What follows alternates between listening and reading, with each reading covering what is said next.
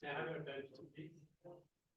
evening and welcome on behalf of the ISID. As you can realize, some traffic-induced disruptions here, but you can see the program in front of you, and with some minor alterations, what I propose that to utilize this time gainfully, we can have two presentations, the background presentations, one by CUTS and one by ISID at the beginning, and then we can have the welcome and opening remarks. There's an echo.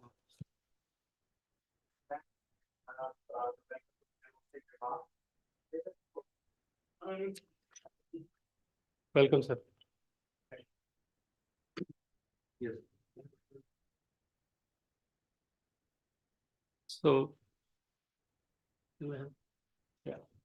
So to begin with, I'll request Dr. Satyaki Roy, Associate Professor, ISID, to make a few remarks and also take up the presentation.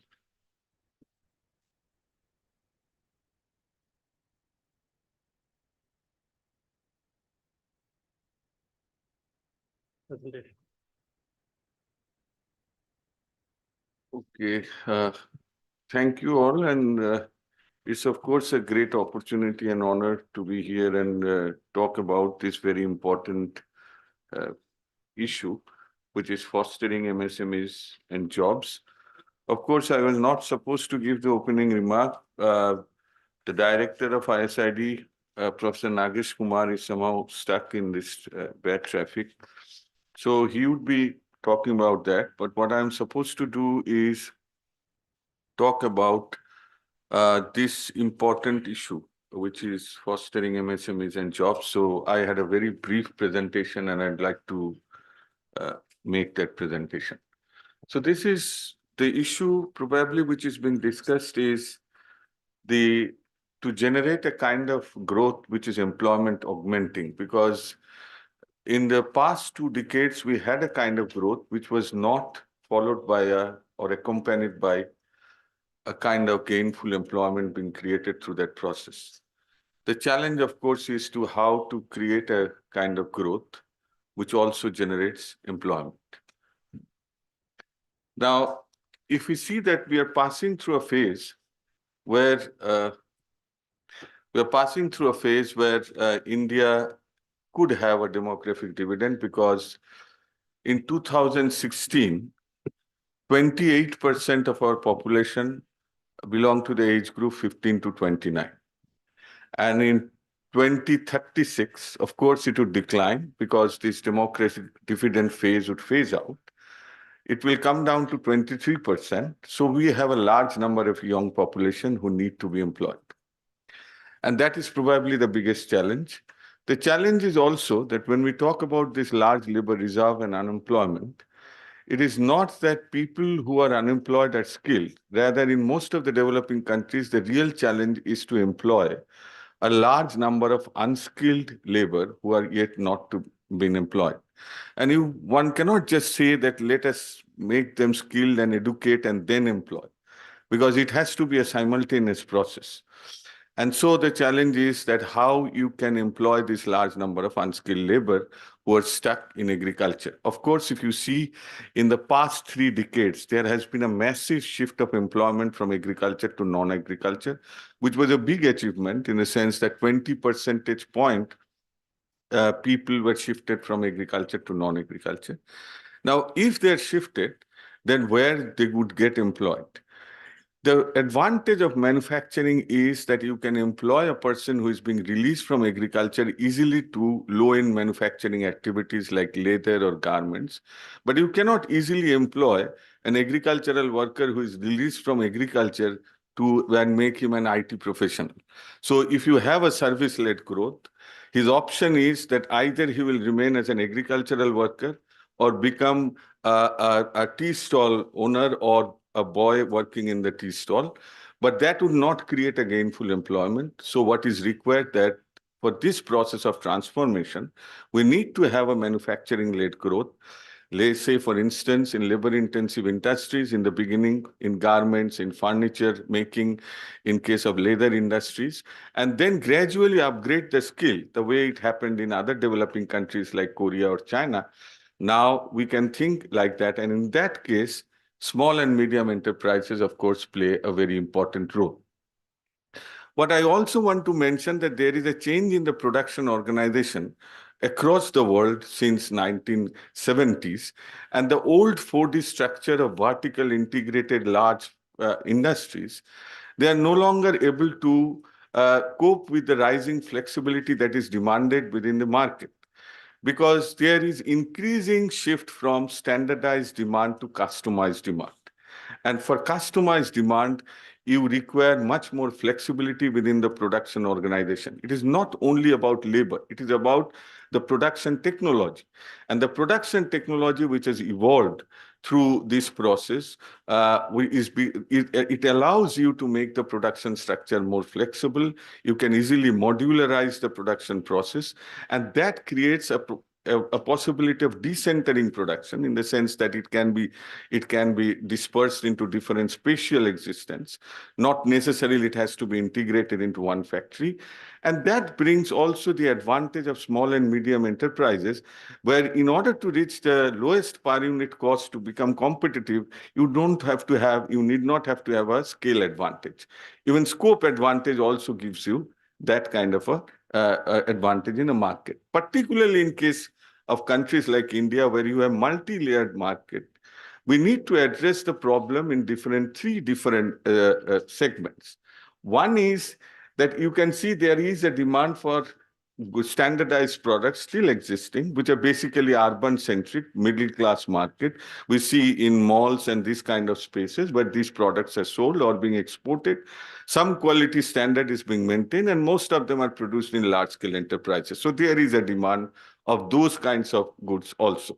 So I'm not saying that large-scale enterprises in countries like India need to be entirely replaced by small and medium enterprises, because there is a scope for those kind of standardized demand to increase as well. The second is the rural low-end domestic demand, which is basically catering to the localized low-end domestic market. And that also has an important role in countries like India, and which is a huge market. I'll give some examples related to clusters in India, but the third category is basically what we can call a niche market, where you produce through artisanal skills in these small enterprise clusters, and they can be exported to abroad, and they basically cater to a very niche kind of a market. So that possibility also there. The strategy should be multi-pronged in that context. So if you talk about industrial, whatever interventions we have seen so far by the government is basically focused on infrastructure, in the sense that you create industrial infrastructure, you create industrial parks. But what has happened, if you see that we did a study on industrial clusters in India, once these industrial parks are created, you will find that the traditional cluster actually do not move to the new space. It is basically the medium and exporting enterprises who move to this new infrastructure. You will find that industrial parks are basically hosting this kind of enterprises. But the traditional artisanal clusters and small and tiny enterprises, they remain to their original place. This has happened in case of, you can say, Aligarh lock-in factories and industries. You will find that cluster. You will find in Kolkata garment cluster. You will find also in Tirupur, where the new facilities which are created by the government are used by medium enterprises and large enterprises to some extent. But the original artisanal cluster do not get any advantage out of that. I'm not saying that this is not required. What I'm saying that this is required, but there has to be a differentiated strategy for the small and tiny micro enterprises as well, because they create huge employment. I did a survey on Kolkata garment cluster, which is in Garden Rich, Metia Buruj area. They employ 50,000 people. So you can't say that this is not required. Even if this new space is being created, they are not being accommodated in those segments. So we have to take differentiated strategies for large-scale production. See, large-scale production is also important in certain segments, particularly garments, Bangladesh is able to compete and get a larger share in the global market, because if you see the scale of operation of Bangladeshi garment factories, they're much larger on an average than Indian garment factories. So one is that you take the advantage of large enterprises in those segments which are basically labor intensive, and also you provide support for artisans catering to both low-end market and niche market. Now, if we see that now in the current context, the issue of cluster has also become important. This is, of course, my last slide. What I'm basically trying to say that there is a global slowdown happening. Everyone is talking about the secular stagnation happening in the advanced economies. So the prospect of depending upon exports is very bleak in today's world, particularly for developing countries. But the point is that so far, what kind of export market is still existing? We can compete on the basis of that and get a larger share of that. Now, because of this global slowdown, everywhere what is happening, which is now called deglobalization or rebalancing of growth. So more and more countries are focused to their own domestic markets and trying to get a larger growth of industries on the basis of that. So, and that's why we see that the three clusters are impacted by the global financial crisis in different ways. If you see in case of Kolkata, there was no impact of global financial crisis because they basically catered to the domestic market. So there was no impact. But look at the case of Tirupur. Tirupur is a case where they're heavily affected by the global financial crisis and its aftermath, because they are mostly export-oriented clusters. So they're sending their products in Europe. So, and these are basically not that they're very sophisticated products. They're catering to the mass market of Europe. And so they have to maintain certain standards. But this demand basically contracted because of this crisis. You can see Morbi is another example, but they're competing with imported tiles. This is in Gujarat. We'll see that this kind of thing is also happening. So there are three sets of clusters which are affected by the current context in three different ways. And the other is, so what is the actual problem that this industrial clusters is facing? Is it that these clusters, what they're producing, they don't have a demand? Of course, in the longer term, there is a crisis of demand. I'm not saying that, because if you see the growth of our private consumption expenditure, it has not picked up to the level expected even after the pandemic. So the recovery is slow. This is slow throughout the world. But what I'm saying that even if the demand which exists for these clusters, we'll say there is a demand. There is no demand problem, particularly for most of the clusters who are focused to the domestic market. There is no such problem that they're facing. And if they're facing, of course, the government has some mechanisms of creating portals where they may have policies to procure products from the small and medium enterprises. This is also a welcome effort. But the other question which comes that if they're producing, is there is any lack of skills? And there I would say that it is important there to note that, of course, you require different kind of skills in producing different kinds of products.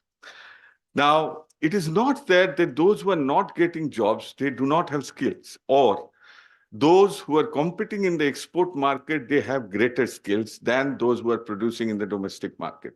I'll give you one example that in these clusters, the artisanal clusters, most of the products which are being produced and marketed by companies like Manyavar and Rupa and all this, these are produced in these artisanal clusters only.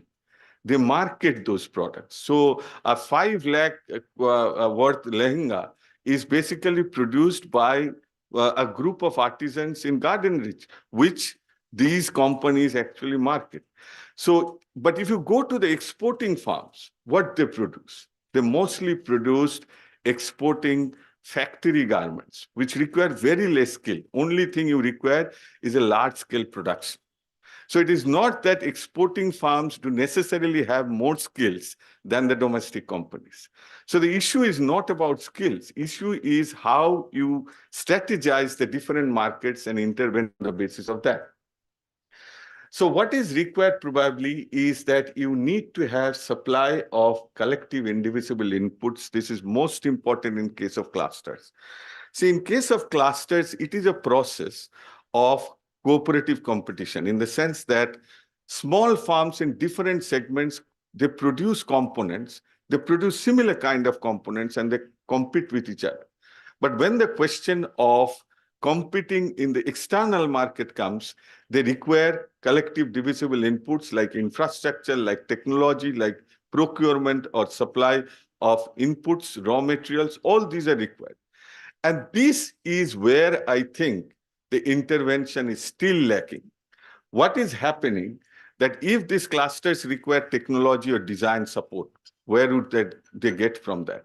If you consider that there has to be dedicated centers, there has to be institutions related to particular clusters. This has happened for town and village industries in China.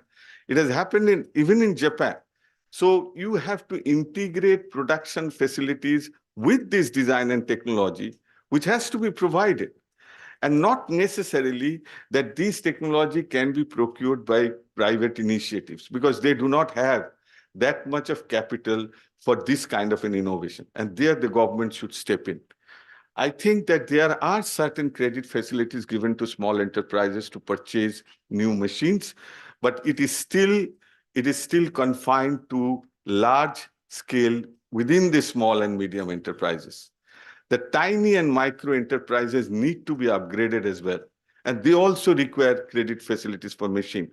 But the kind of banking we usually do or the financial credit, the way you create, we are still not able to find out the means by which these micro enterprises can be provided credit facilities in their product to enhance their production facility. We can develop a brand with strict third-party control. What I am saying that most of these clusters, what they face, and this has been done in other parts of the world, say examples in Brazil, in Italy, in Germany, even in case of Sialkot, who produced this in Pakistan, which was also a counterpart in Jalandhar in India, who produced surgical instruments. What they were able to do, that the government actually aided them to build a brand, that this is a product which is produced from Tirupur, and this brand assures a certain quality standard. So that has to be done, and that has to be promoted by the government. What is also important that I see it in different clusters, the government has these facility centers, they produce skill training and all this, but these skills are generic skills. What is required that you need to train workers, need to train new entrants for specific skills required for that particular industry. And in that kind of cases, you can also grade different kinds of workers or laborers into different standards. You can say that we certify that there are these three kinds of grades of workers. And they are trained by the particular institute in cooperation with I'm not saying that it has to be done always by the government. There can be a private partnership with this government initiative where actually we can see that this kind of training taking place, which certifies different grades of workers and define their minimum wages. Because in most of the cases in these micro enterprises, it basically leads to a kind of fragmentation because the workers do not get the wages even after they attain certain amount of skill. So better they choose to create their own enterprises, which becomes an own enterprises, own account enterprises, and produce low skill products. So this continuous fragmentation happens because the standardization of skills has not been done, and accordingly the wages that they should get on the basis of this certification is not ascertained.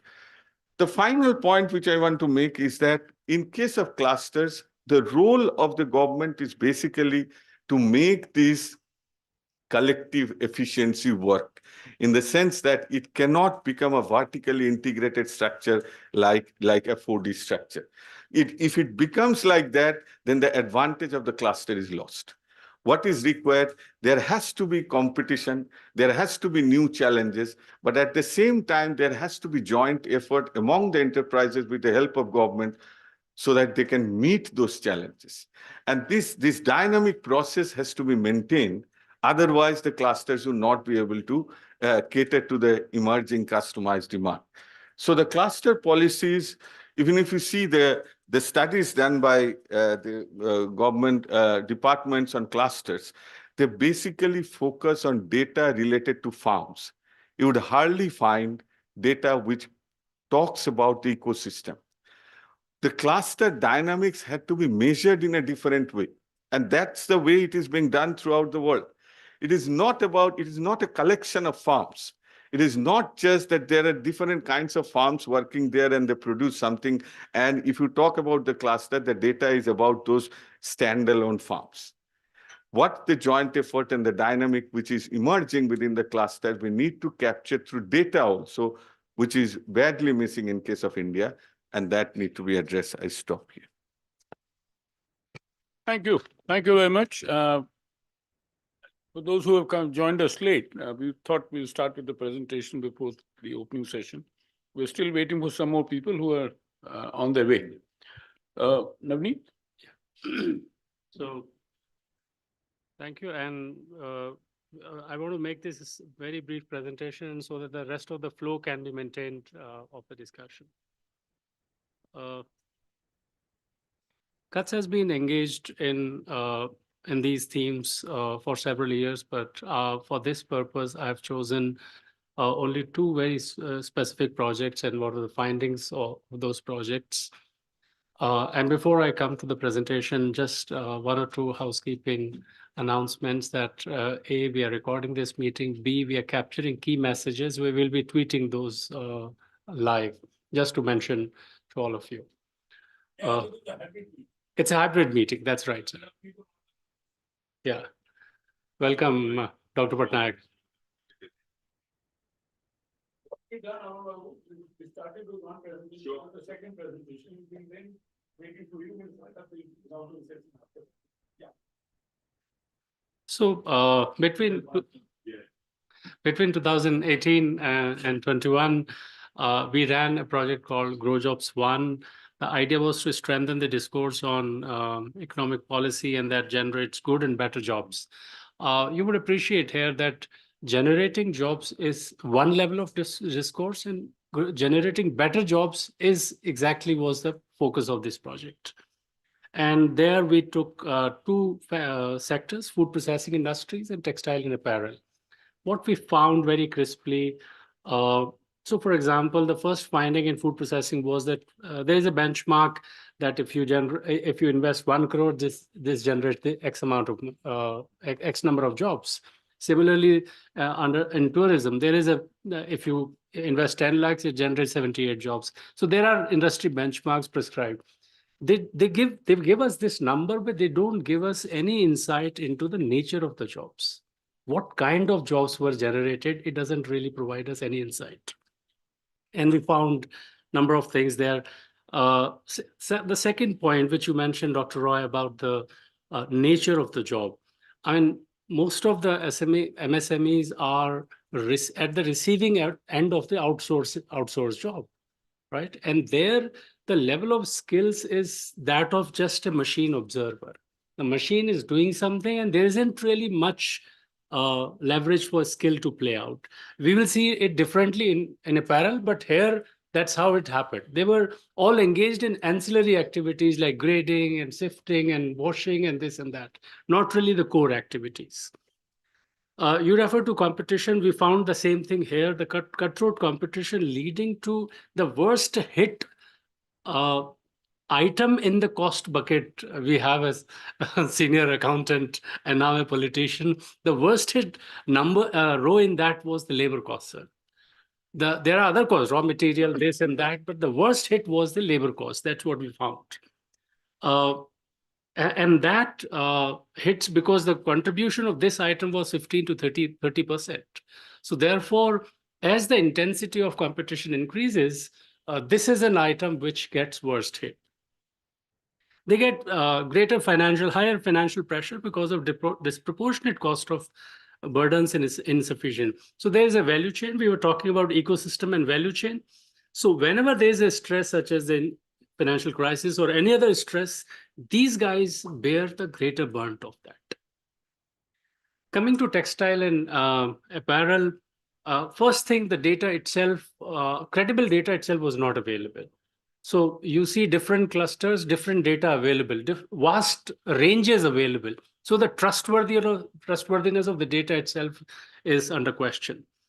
Wages in small units that you found in Kolkata cluster also, here also, even they were paid below statutorily prescribed limits. So that we found it here. Higher risk of contracting respiratory, skin, and ophthalmic diseases, and surplus shortage phenomenon. This was very interesting that at the cluster level, there is sufficient.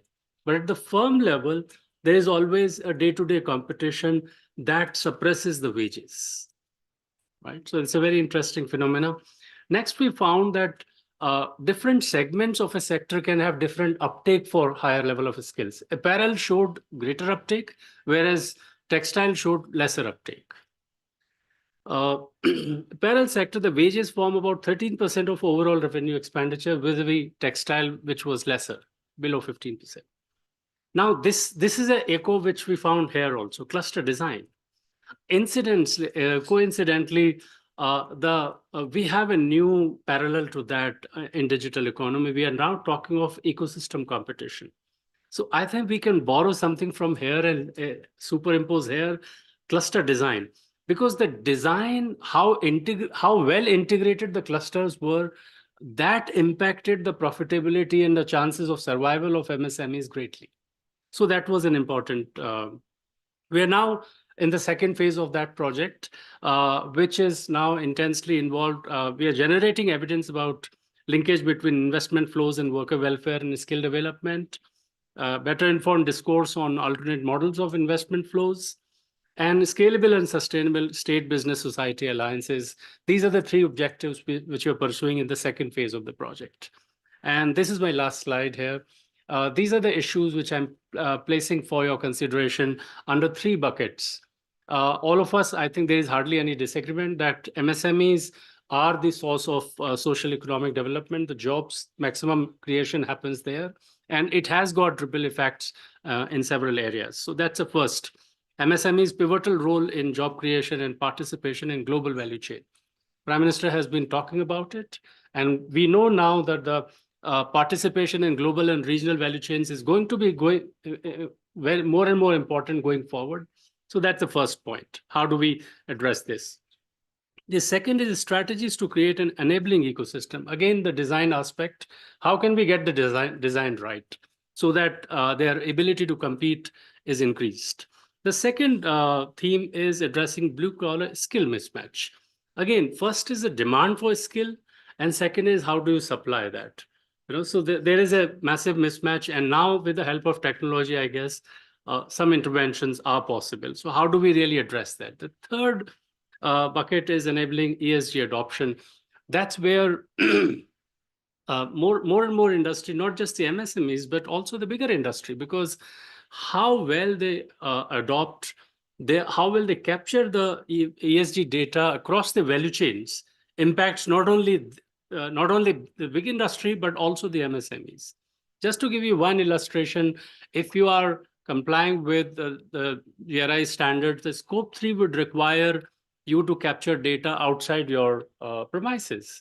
So therefore, the participation of MSMEs becomes even more critical. I'll stop here, and I think I can leave this slide here, but hand it over back to Mr. Mehta. Thank you very much. We now have a very reasonable audience, including our chief guest, Amar Patnaik is here. And I'd like to welcome all of you to this event. Because of this delay, we had these two presentations. And if there are some people off-site, if they have any questions to these two gentlemen, we would be happy to take it, or do we take it later? Maybe later. Later, fine. Right, as Secretary General of CUTS International, it brings me great joy to extend my heartfelt greetings to all our esteemed panelists and all the guests who have honored us with their presence to this joint CUTS-ISID roundtable discussion in order to take a step closer in our nation's vision or ambition of becoming Viksit Bharat by the year 2047. Being one of the world's fastest growing economies, India has been playing a pivotal role in global trade and political dynamics, with the MSME sector as the backbone of its economy. In fact, there is a separate discussion on MSMEs today as a joint JSI, a joint sector initiative under the WTO as well, of which India is not a part. But that is not the point here. The sector, SME sector, has consistently served as a stronghold for the Indian economy, offering its resilience against global economic shocks and adversities, thereby fortifying its ability to withstand challenges in the global market. MSMEs are actively traversing a rapidly evolving technological landscape, embracing innovations that hold the potential to revolutionize their operations, enhance efficiency, and open up new avenues for growth. The sector's contribution to the country's GDP is nearly around 30%, and the share of MSME products in India's total exports is around 43.6%, which is very substantive. This is according to the data by Ministry of Statistics and Program Implementation. Not only this, the MSME sector has been a significant source of employment generation in India, and the Udyam registration portal reports an impressive employment registration of 123 million people in this sector. Furthermore, in spite of contributing approximately half of the country's GDP, the informal sector holds significant dominance in employment, engaging over 90% of the total workforce within the informal economy. Only this morning I learned that there is this eShram portal, and the point to be flagged is that half of the registration have been done by women. So there's a substantive women labor force engaged in the informal sector, which are not counted easily by the formal sector. Despite the MSME sector playing a significant role in generating a substantial number of jobs for the blue-collar workforce, there has been a conspicuous discrepancy between the demand for and supply of skilled blue-collar workers in India. According to a report of the Team Lease Consultancy, in India, skill mismatch has resulted in a 150 million gap between the available blue-collar jobs, vacancies, and job seekers.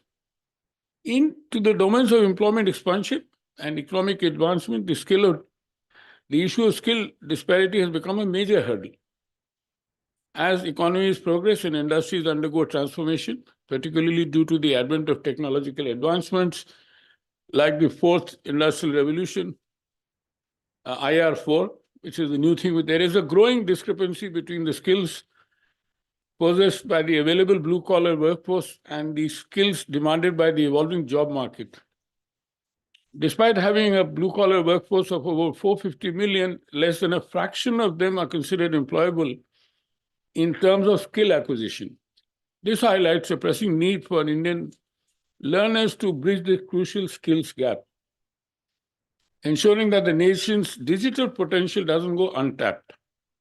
Addressing the issue of skill mismatch gained prominence at the G20 summit under India's presidency, with Honorable Prime Minister emphasizing human-centric growth, specifically emphasizing women's empowerment. We are progressing towards that end, and I'm glad that what the Prime Minister said has been heeded to by a very large segment of our government. Further, in the dynamic landscape of sustainability in India, this morning I was just telling you there was a very interesting, just so happens that our event segued into another, is centered on gender analysis was launched by a friend of ours called the Just Jobs Network, where Aarti Ahuja, Secretary Labour, spoke at length, and she did cover a lot of these issues. It was a very interesting talk that she gave there. Now, where again, she spoke about women's empowerment in a very emphatic way, having been working on gender issues even in the past before she became Secretary Labour. You must be knowing her. Right. Now, further in the dynamic landscape of sustainability in India, a surge in consumer demand for eco-friendly products is matched by stringent government regulation on environmental protection, labor standards, and responsible sourcing. Investors are now prioritizing companies that exhibit robust sustainable practices, adept risk management, and the ability to create enduring values. This is also coupled with the other thing which the Honorable Prime Minister launched at the G20 summit was life. These are all interrelated in a sense, and then so whatever this is happening is anyway contributing to the life mission also. Is it? COP27, right? But that was sort of restated, reinforced at G20 as well. I know you're right. I mean, COP27. The COVID-19 pandemic underscored vulnerabilities in global supply chains, prompting organizations to pivot towards resilient and sustainable supply networks as an integral part of their core business strategy. Amidst this, transportation businesses are actively seeking suppliers with effective environmental, social, and governance risk management, ESG. The mandate by SEBI for business responsibility and sustainable reporting for the top 1,000 listed companies reinforces the imperative for corporations to cultivate resilient and ESG compliant supply chains, where MSMEs play a significant role in these intricate value chains. I mean, there's a downstream effect or upstream effect on SMEs as well.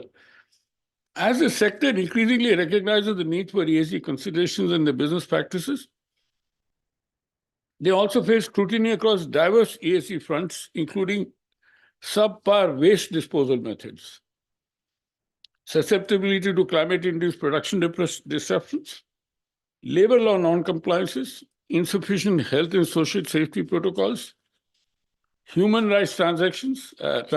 We just heard about the fact that the groundwork that we've done in our project earlier showed that even minimum wages are not paid by SMEs to their labor, which is clearly a violation of the human rights.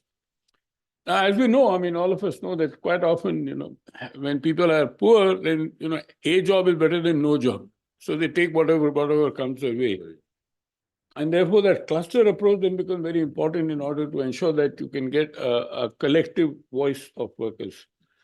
But this is not happening in Bhilwara, for example, which is full of textile units. This is where most of the groundwork that we did. Navigating this multifaceted terrain, MSMEs are challenged to not only address these ESG risks, but also leverage the escalating market interest in responsible and ethical business conduct. To flourish in this evolving landscape, proactive management of these risks becomes paramount for MSMEs, presenting an opportunity to align with the growing demand for conscientious and ethical business practices. Moreover, through this roundtable discussion, we intend to focus on easing the compliance burden and tackling the challenges encountered by MSMEs in embracing ESG practices, placing particular emphasis on the social dimension within the ESG framework. Unfortunately, if you look at the global debate on ESG, it's been overtaken by climate change on one side and governance, which is a mandatory requirement under corporate laws anywhere in any world, parts of the world. But S, unfortunately, has been ignored. Social has been treated by some companies as CSR, which it is not. It includes, but it's not limited to CSR. It basically looks at work of that. And one of the best examples we came across in our research was how Tamil Nadu is dealing with it. It's fantastic. And it's an example for us to follow in the country. Tamil Nadu deals with workers' welfare in a much better way, much proactive way than we do in most of the parts of the country. As ESG integration in India is still at a nascent stage and recognizing its paramount importance, there is a pressing need to construct a tailored framework specifically designed to facilitate the adoption of ESG practices by MSMEs. Anil, this is a challenge to you. With that, let me welcome you once again and happy to have Shri Gopal Agarwal, National Spokesperson for BJP, Shri Ram Mohan Mishra. I'll come to you. Okay. Yeah. Who has just joined us later, others you know. Over to Nagesh.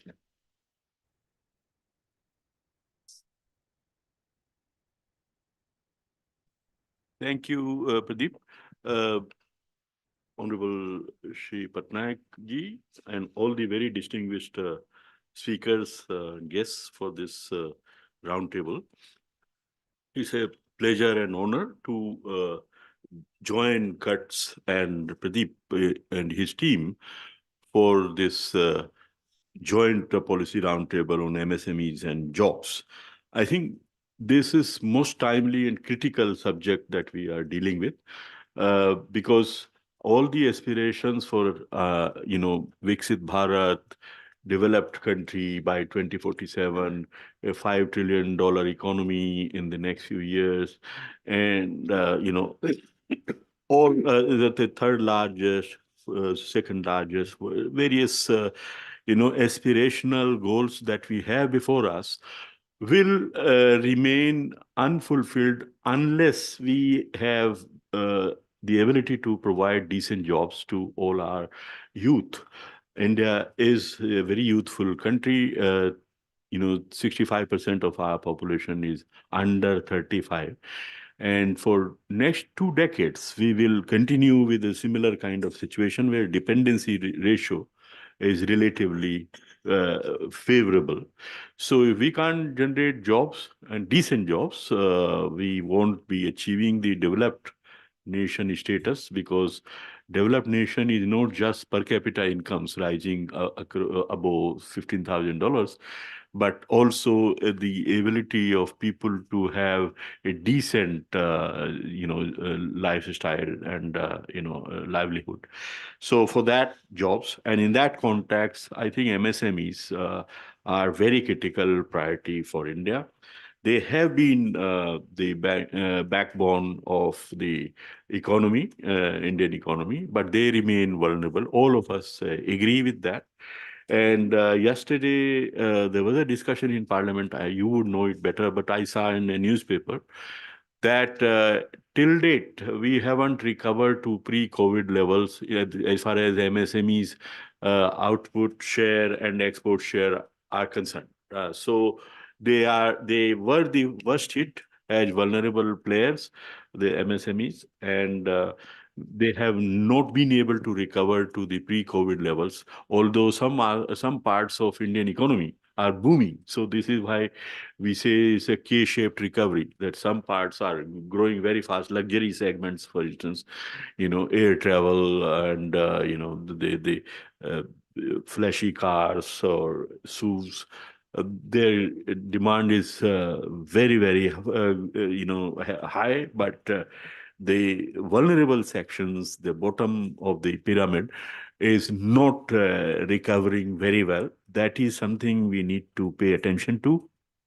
The government in the times of lockdown and COVID pandemic announced several support measures, but some surveys that were conducted by ISID showed that the awareness of these measures among the, possible beneficiaries was very low. So they were very well intentioned, but didn't reach all of the potential beneficiaries.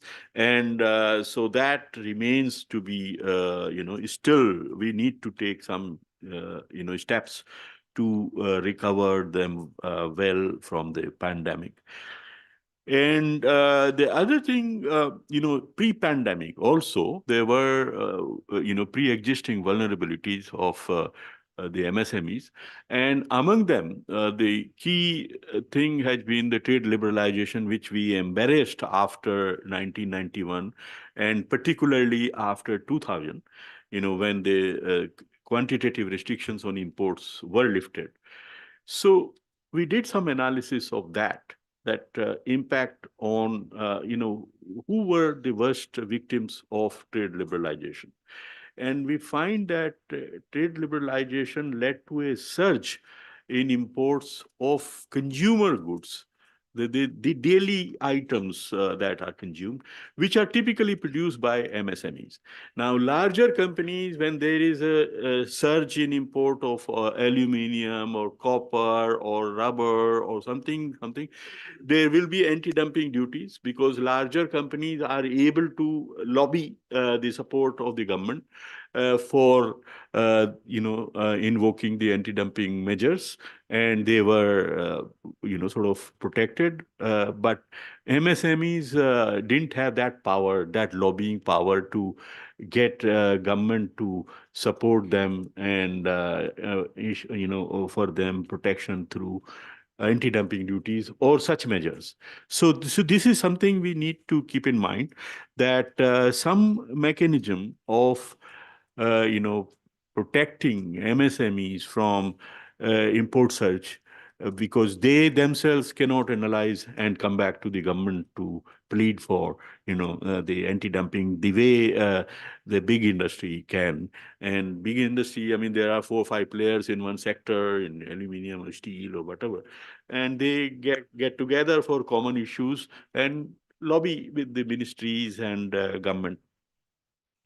So the other thing which we have been saying is that the clusters, self-help groups, ODOP, the new initiatives of government are very important, and for strengthening the competitiveness of MSMEs. But we need to also harness the power of retail sector. The retail chains have become big drivers of marketing, and so some performance requirements on them, that certain proportion of their procurement has to be from MSMEs.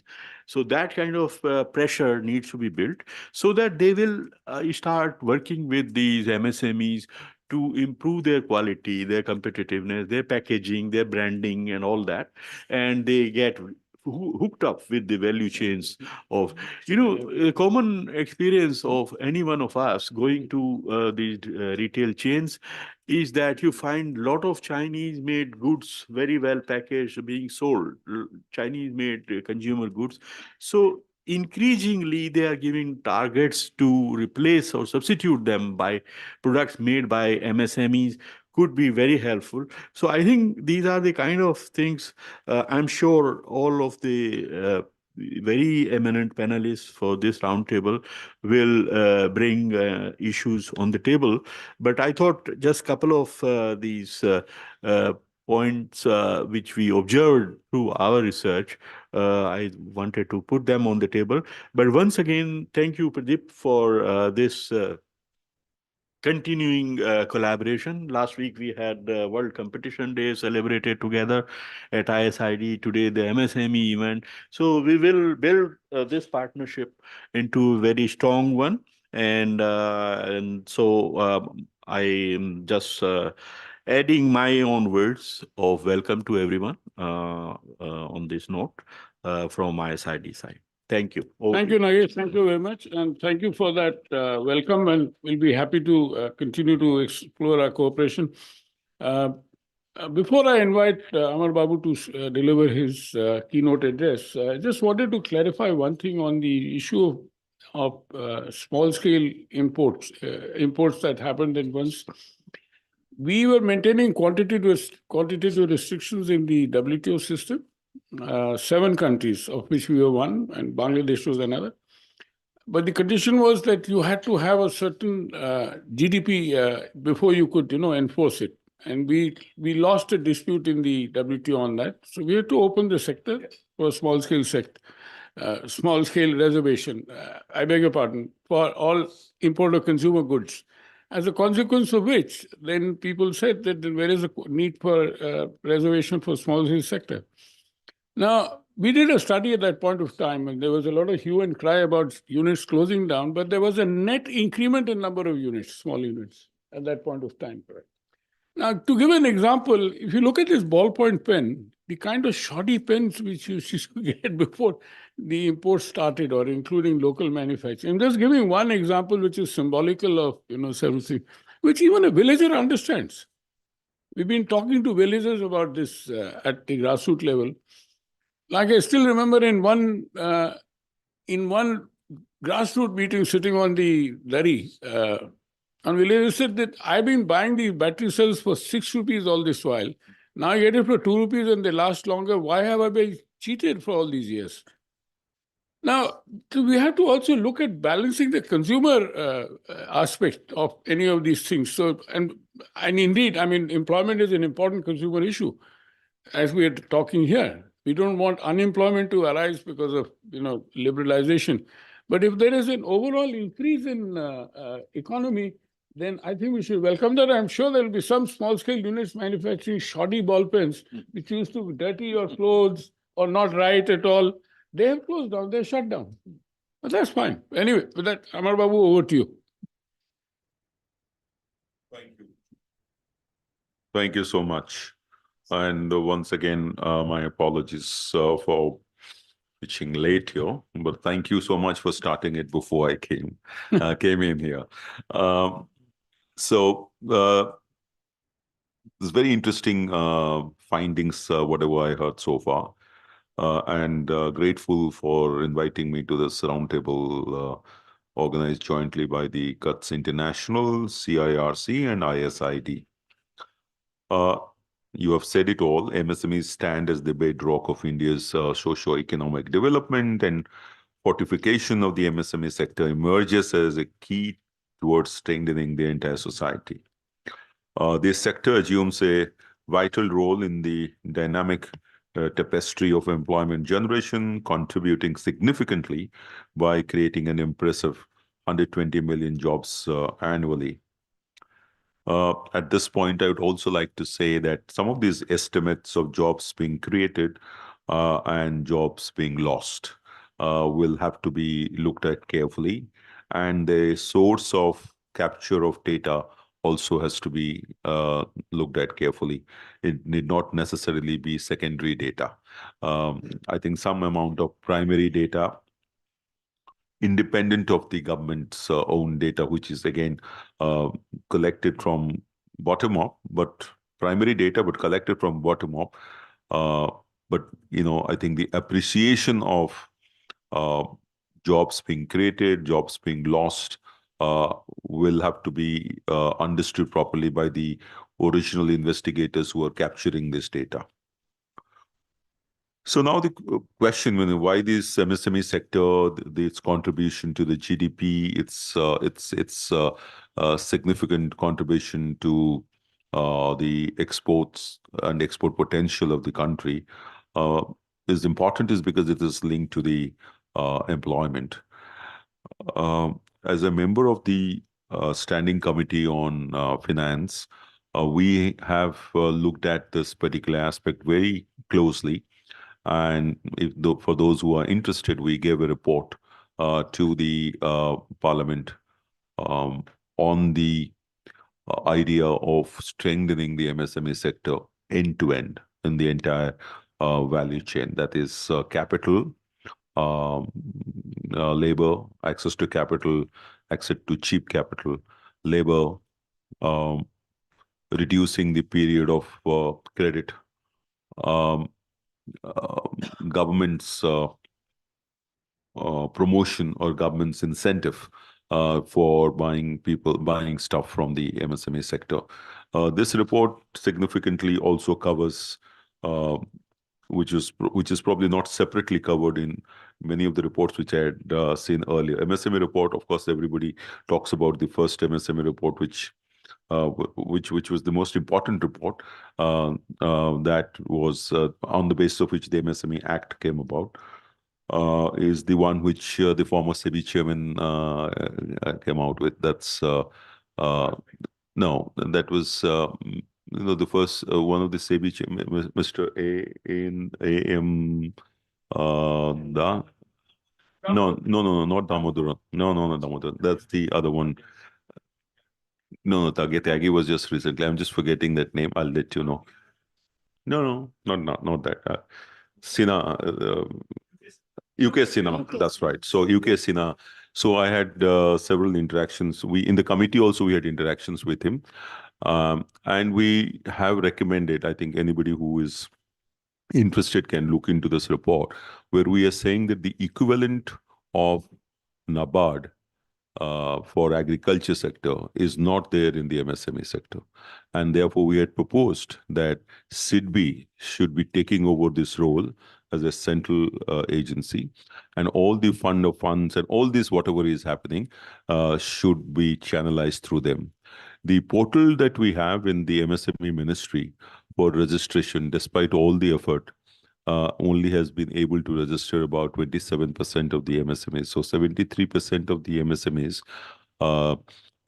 resort to family capital for success, and therefore, if there is any minor variation in the credit period, that is the time that is taken by the purchaser for paying to the MSME, then they just go bust, and this is what affected them the maximum during the COVID period. So you can understand all the emergency credit guarantee scheme that was available on outstanding. Many of these outstandings were not in the books of these MSMEs because there was a family capital there. It was not from formal credit institutions. And we do not have also a record of how many of them have really folded up and how many have recovered from that. These are some of the studies which could be taken up. This has been also discussed there. One more important thing which was discussed in the report is the fact that given the fact that women's labor force participation in our country is so low, and everyone is talking about improving that particular figure, even compared to the Southeast Asian countries, our neighbors, one of the better ways probably is to capitalize on the women's self-help groups that have been created in several parts of the country. Of course, the torchbearers have been Kerala, now Orissa. And Orissa has now embarked upon, and that's the model, I wrote about it in Economic Times some time ago, is the fact that in each district, some of these women SHGs could be trained, their capital could be given, their linkages could be improved, including marketing linkages, to upgrade themselves from a self-help group structure, which is almost like a society, to a micro small enterprise or a small medium enterprises. If we can do 5 of them in each district or 4 of them in each district, then they change the entire landscape of the women labor force participation figures in our country, and they also get formalized into the system, because to get them formalized into the labor force straight away may be difficult because of lack of skills, the time that is taken, and lack of confidence. But if they come through the SHG route and there is an appropriate kind of a support, as we do in Orissa with market linkages from government, then their capability improves, their confidence improves, and then they are probably able to migrate or upgrade themselves to a structure which is much more formal, and in the MSME category, access loans and whatever advantages are available to the MSME sector. MSMEs, the Forbes 2023 report indicates that 1.28 crore registered MSMEs employing over 9.31 crore individuals, including 2.18 crore women. This is the data from Udyam portal. Are engaged in this, are in the ecosystem of the MSME ecosystem in the country currently. And a recent PIB report reveals around 12.36 crore persons are employed in the MSME sector, emphasizing its pivotal role in fostering economic growth. Now, while MSMEs contribute significantly to blue-collar job creation, a challenge is the skill mismatch, which we talked, which was presented just before I came here, with a concerning gap of 150 million between job vacancies and seekers. This issue could hinder workforce utilization and economic growth, making effective skill gap resolution crucial. The G20 and the L20 summits underscored the need for skill development, highlighted by initiatives like the Saksham portal, which aims to create 10 lakh jobs. However, more efforts are needed. In this context, I would also like to mention some of my observations from the field, right from the field, is the fact that we have to also understand what kind of traits that the younger generation want to get into. I remember the micro MSMEs led by women initially used to be engaged in, making candlesticks and cardboard boxes, packaging, small units, dal, small units. But when I interacted with young people in villages, young girls, they want to get into fashion. They want to get into, computers. They want to get into data entry. And so we reacted to this in our state also by giving them training from some of the fashion designers uh, and some of these people who are in the apparel industry, because that's where I think maximum jobs can be created. So being sensitive to what the people need rather than what they would like to be engaged in, rather than identifying upfront that these are the 6 or 7 sectors which are the sunrise sectors, or which are the sectors which will create jobs, and forcing them to have that skill where there is no passion, who is not going to succeed. And this is what I have seen, and therefore, because we used to force them to do some things. Now they don't want to do that, the young girls, and so we have changed that. In fact, uh, we grooming training, cutting clothes, that fashion, lifestyle, this kind of trainings we have started giving to our young girls in tier 2, tier 3 cities, because they don't want to do the things which they used to do earlier, or their counterparts used to do earlier in remote areas, because the economy has grown, education levels have grown, opportunities have grown. The Make in India program demands highly skilled technicians for world-class manufacturing, while 50 lakh youth drop out of education system annually without vocational skills, contributing to unemployment. We know about this, all these missions. They have been working. They have been there for a long time. But as I said, their skill training lacks structure and is conducted haphazardly, leaving numerous sectors with unmet demand for skilled workers, such as healthcare, energy, technology, engineering, and manufacturing. Now, for example, I'll say, uh, because of the it's not up to the level that all of us would want, but the government of India is now investing heavily in converting some of the district medical college and colleges and hospitals into medical colleges and hospitals. So it would require a large number of nurses, large number of paramedic staff, a huge number. Of course, it will probably, even after that, we may not measure up to the WHO standards, but there will be a huge creation. Now, this would require separate kind of training. So what would be the training required in the future, which would give them the jobs that is required even in the public sector, is something that has to be done. I get a feeling that some of these trainings are designed in a belief that this is what they need, as a top-down paternalistic way of looking at things, but this is what is not going to work, and therefore the skill set will remain. I'll give you a personal example of what happened when I got a call from UK from a friend, and I was principal accountant general of Kerala at that time, about 4 or 5 years ago, and the request that he made was that he wanted nurses from Kerala. And I said, they could be probably available in other states. He said, no, the nurses from Kerala. Why? Now, because they're trained. They're trained. They understand and then they, for whatever reasons, they have a passion. I know people in Kerala, families, some of their daughters are they could probably do even better, but they commit themselves to this particular trade. So this is what one has to do: geographic identification of what is the skill set which is naturally available, and then match it with the requirement elsewhere.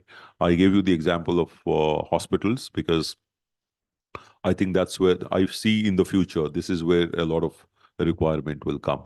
All of us are trying to improve our health services. And what I said was that the district hospitals, next it will be the community CHCs, or the sub-primary health centers. So this is one thing which I think we should look at, not just nurses, something, all paramedic staff. The second aspect which there was a reference um, uh, by you, that the ESG. Now ESG, I thought is a global goal, and every country, every investor is now looking for ESG disclosures. SEBI has come out with the mandatory ESG disclosures for the top 1,000 listed companies. But again, during our interaction with the SEBI chief in the finance standing committee, I still feel that the measurement, reporting, and verification of the ESG, these standards have to be first set up. Now, that's another area which has not yet happened. This is not really particular to only MSME sector. I'm saying this is a thing which the government has to do. Government in the if it is to be taken as a part of the financial statements, then the Minister of Corporate Affairs, and if it is to be taken as an environmental standard, then it has to be done by the MOFEFs, Minister of Forest, Environment and Climate Change. Again, I'm a member of the Consultative Committee on Forest, Environment, Climate Change. So there we discuss the ESG guidelines have come. But this particular aspect, because this is the initial, it's at a very nascent stage. So MSMEs, I think at this stage, they should be sensitized to the ESG, because ESG requirements are something that the investors want compliance with. So they have to be sensitized. But to force comply with this would actually increase the compliance cost upfront very much for them. So a carve out has to be made for them. But this process should go on. There is a lot of work which is required to be done on the ESG front by various people. We generally think that the MSMEs are creating jobs which are in the hard jobs, like in the floor or in the shop floor or in somewhere, but or people who are writing codes. But ESG is something which is much more cerebral, which is like the ICI probably is doing. So that kind of I don't know how many MSMEs are there doing this, but this is another area where I think one can help. The SEBI chief also said that they do not have the capacity currently to prescribe these standards and monitor it. There's no point prescribing it and not monitoring whether they are compliant with the standards that have been set up. The guidelines are there, but there's the standards which is acceptable, which is in line with the global standards have not been met. Now, there is a thought which was also there that you could probably make it mandatory by replacing this is a thought which I had made in the parliament, that you, instead of having the corporate social responsibility, 2%, you could actually have ESG, because it includes environment and social as well.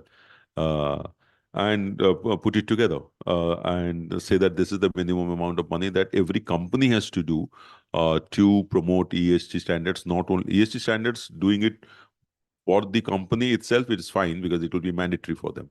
But to do it with their vendors, to do it with their ancillary industries would be something which they could do out of this, because that would actually internalize this entire thing and spread the message all over.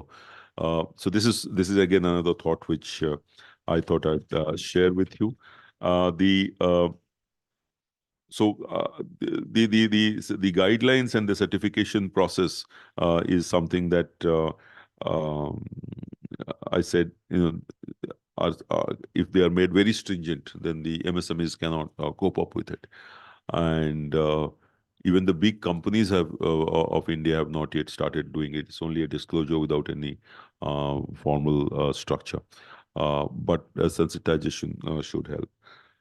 For the MSME sector to adopt ESG, I think the better way of appreciating this could probably be the social impact that they create. So many of these MSMEs, if their main purpose is to, if we look at it from our perspective in government, is to create jobs and give jobs and improve livelihood.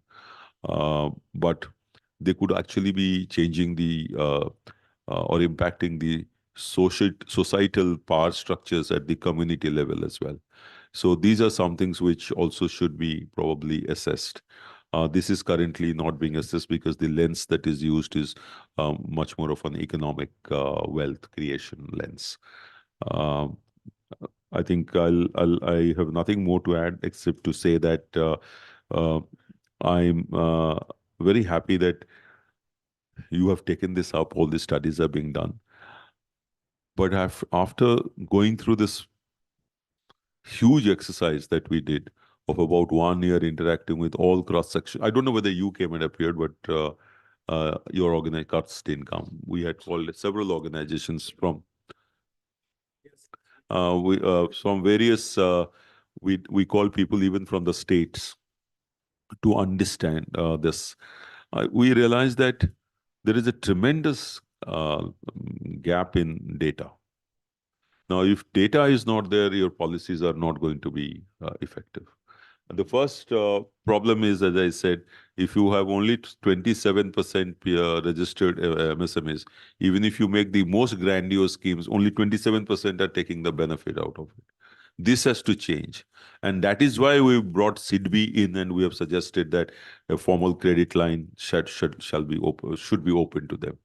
And this was since our committee, our finance committee, comprises of, at that time, in fact, the former Prime Minister was also a member. So we deliberated on this, and I thought that this was the best way forward. And we went and separately apprised the finance minister also about this, that this could be the way forward. So we are looking forward to this particular aspect to see how the credit issue is solved. The second point is also the cost of credit. The cost of credit that is available to the top industries and the cost of credit which is available to the MSMEs is hugely different. In fact, ironically, the cost of credit for the MSME sector is much higher than the cost of credit for the top industries or the formal very, very big industries. That's because MSMEs are doing it through NBFCs. NBFCs charge, at least the spread is 4% more higher. So that is why, again, we said CIDB has to be there. And CIDB has done, I think they have started looking for alternate investment funds, AIFs, to raise capital and pump it into these sectors. Some of these NBFCs are also starved of funds, so they are unable to even give it. They are also not able to give it, or the banks are not giving it because the rating agencies are not rating the MSMEs. So they do not have a rating agency to give a low cost of credit to these people. So these are some of the issues which are just not a question of, since you're talking about ecosystem, the ecosystem itself has to be looked at completely, and then only it will probably improve the status of the MSMEs, and they would be able to do the desired thing that we want, that is create jobs, contribute to growth, take India forward, and at some stage, elevate themselves to even a level which is higher than the MSME sector. There are no incentives for MSMEs to do so well as to get out of the MSME ecosystem. Just think about it. There is no incentive. So what they do, they create another MSME. They create another MSME. Then once that happens, they again get stuck with the funds because the cost of capital is high. So that these are some of these, policy, I think, gaps or policy gaps which will have to be addressed. Many of which we have addressed in that report, I thought. If I would request at the end that if CUTS would like to have a look at that report, which is available in the questions. In this context, it is now becoming a trade conditionality as well. Correct. And that is going to open another dimension. Correct. CBAMs, you are referring to? Not only CBAM, generally the whole ESG framework is now going to become a... So CBAM... Sir, one clarification I wanted to offer you is that quite often vendors have to comply with these terms to the larger industry, which is the trader, for example. So all their vendors have to comply with these terms in many cases. So they'll have to find a way as to Yes. deal with it. Do you think it Well, bet- you mentioned it, but you did, No, you know, I will come. So I'm just putting a counter question to you. Do you think it will be a better idea that India should also have another CBAM? This is not a joke. You know why? No. You know why? You know why? No. So what happened? I was in Brussels with the WTO ambassadors and all the European Union ambassadors. I had gone with the ORF. So we asked this question. Mm. It is not that only you can impose taxes. Yeah. The developed countries, they cannot have the cake and eat it too. If India does that, what happens? Then there was pin drop silence. This would require another seminar, sir. This would require another seminar. And Jayant Sinhaji was also saying this. Because we also have to, at some point of time, to flex our muscle. Exactly. And that is what. So if they are imposing this tax, you know why they are imposing this tax? They are imposing this tax to use that money for green economy. And whereas they want us that you become green, defossilize yourself, decarbonize yourself. We can also impose a tax. Okay. We can also impose a tax. Amar Babu, with due respect, can we move on with the Yeah. roundtable? So fine. So thank you so much. I have nothing else to add. Thank you very And, much. I'm sure all of them have been waiting for a long time. Yeah. I could only lastly request that if CUTS could have a look at the No, very that important report, point. a report, and could actually advise or give us some more inputs as to what could be added more or what would be We'll do done it more to jointly, implement yeah. it more. Yes. have been looking at it, sir. Operational implementation. Right. Now we come to the roundtable itself. And may I request Arunaji? If you can, 5 to 10 minutes, kindly wait, sir. No, I'll 3 meetings today. Anyway, thank you very much. Just a minute. I just want to give him a little token of... No. Vijay, why don't you... Together in Ma'am and I were there in many of our previously discussed. Where is the medallion? And him I know since, by the way, him I know since which year? 1992. Long. Sir, a small token of our... You don't have to open that. Thank you. Thank you so much. Thank you very much. With that, not at all. Arunaji, over to you. Can we try to make it as interactive as possible? So Yeah, may I request that's the the idea. panelists if they can, raise a few catalytic points, which, we've heard the two presentations as well as we've heard Amar Babu, go a whole tour de force, I would say. So what is it that you would like to, raise as an important issue from this discussion as to how do we take it forward? Thank you. Over to you. Another 3 to 5 minutes? Yeah. Yeah, Perfectly and all right. yeah, and And no, you then can we come have a back again and discussion. again. Yeah. Perfect. I think I totally agree to the structure which you have mentioned because the issues have been well flagged by the previous speakers and wonderful presentations we had. See, one thing is very, very clear in India when we make the policy making, we make big statements today of the growth, but we are missing out the inclusiveness of the growth. And for that, the answer lies on the table of MSME. So in every statement, it is very important in the political statements to insist upon this, that where do we stand on the inclusive growth? We are standing below Nigeria, to put it absolutely bluntly. The per capita GDP, if I look at it, we are much below. We may be number 5, we may become number 3, but this is where we lie. And that figure has to be focused. That will bring the attention to MSME. That is number 1. Number 2, the credit, what was being mentioned by the chief guest, the credit line, what is happening is you must monitor the reverse repo rate. The bankers prefer to deposit the money in RBI than lending it out. The reverse repo rate permissible, it is much more than that what they are putting back in RBI, which is a very big red signal that the small players are not getting the credits. They are not getting, they are defaulters.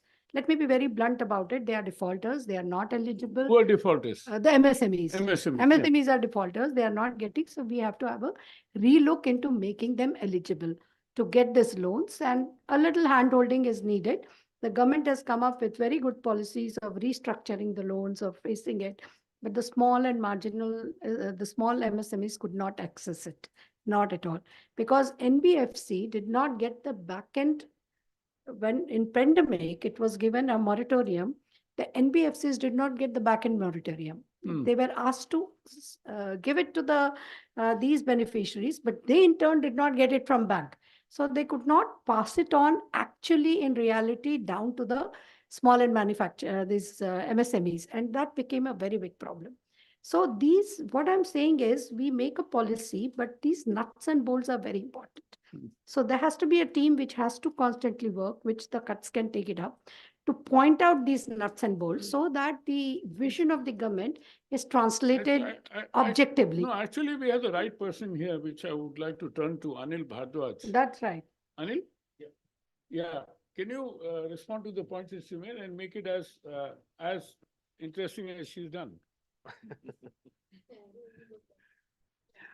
Thank you. See, Anil is, no, you'll come back. We'll come back. Wait 1 minute. Nagesh, let me handle it. We'll come back. So, Okay. people have been waiting. Please. Sir, thank you first of all for this opportunity. There are several. I like the African way of starting. All protocols observed, and then you go in. So, don't thank me. Carry on. So several interesting points have already been raised. I mean, that would require detailed response, but because of the paucity of time, I would rather focus just on the first fostering ESG adoption in Indian SMEs challenges. Could you respond to some of the points which Arunaji has made? On the access to finance, Yeah. actually, again, it depends on which segment are we talking about. MSMEs are a very heterogeneous segment. So this is micro, small, medium enterprises. Within the micro also, I mean, there are like, microfinance institutions and SHGs and so on. So it's a very wide group. And then there are segmentation. I think it would be very difficult to comment specifically. In general, like medium enterprises are facing different kind of issues. They require funds at very competitive price, and they require financial instruments which are advanced, which are currently our banking system is not able to provide. Whereas SMEs, they want fund even if at a higher cost, or even the micro enterprises. That's why you see in microfinancing, the rate of interest could be as high 16% to 20% because they have not been able to provide, or they cannot come up with right collaterals. So it depends. I mean, it's very difficult unless we segmentize. It's difficult to really comment. Right. But if I would like to focus on the challenges on ESGs, see, benefits we all know. 1 or 2 highlights. Yeah, 3 points. 3 points. Okay. 3 points. Thank you. See, ESG, we can just break in 3 parts. One is the labor, the working conditions, and the environment. On the labor, for example, the legislation like international legislation like LKSG of Germany, which has become operational from 1st January 23. So what they are saying about forced labor, child labor, there is no issue. In India, MSMEs have moved forward, and there's hardly any particular pockets available where forced labor or child labor is available. Wherever it has been there, it has been very heavily dealt with by the local administration also. The problem is in clauses like freedom of association and collective bargaining. Workers' right to form and join trade unions and bargain collectively.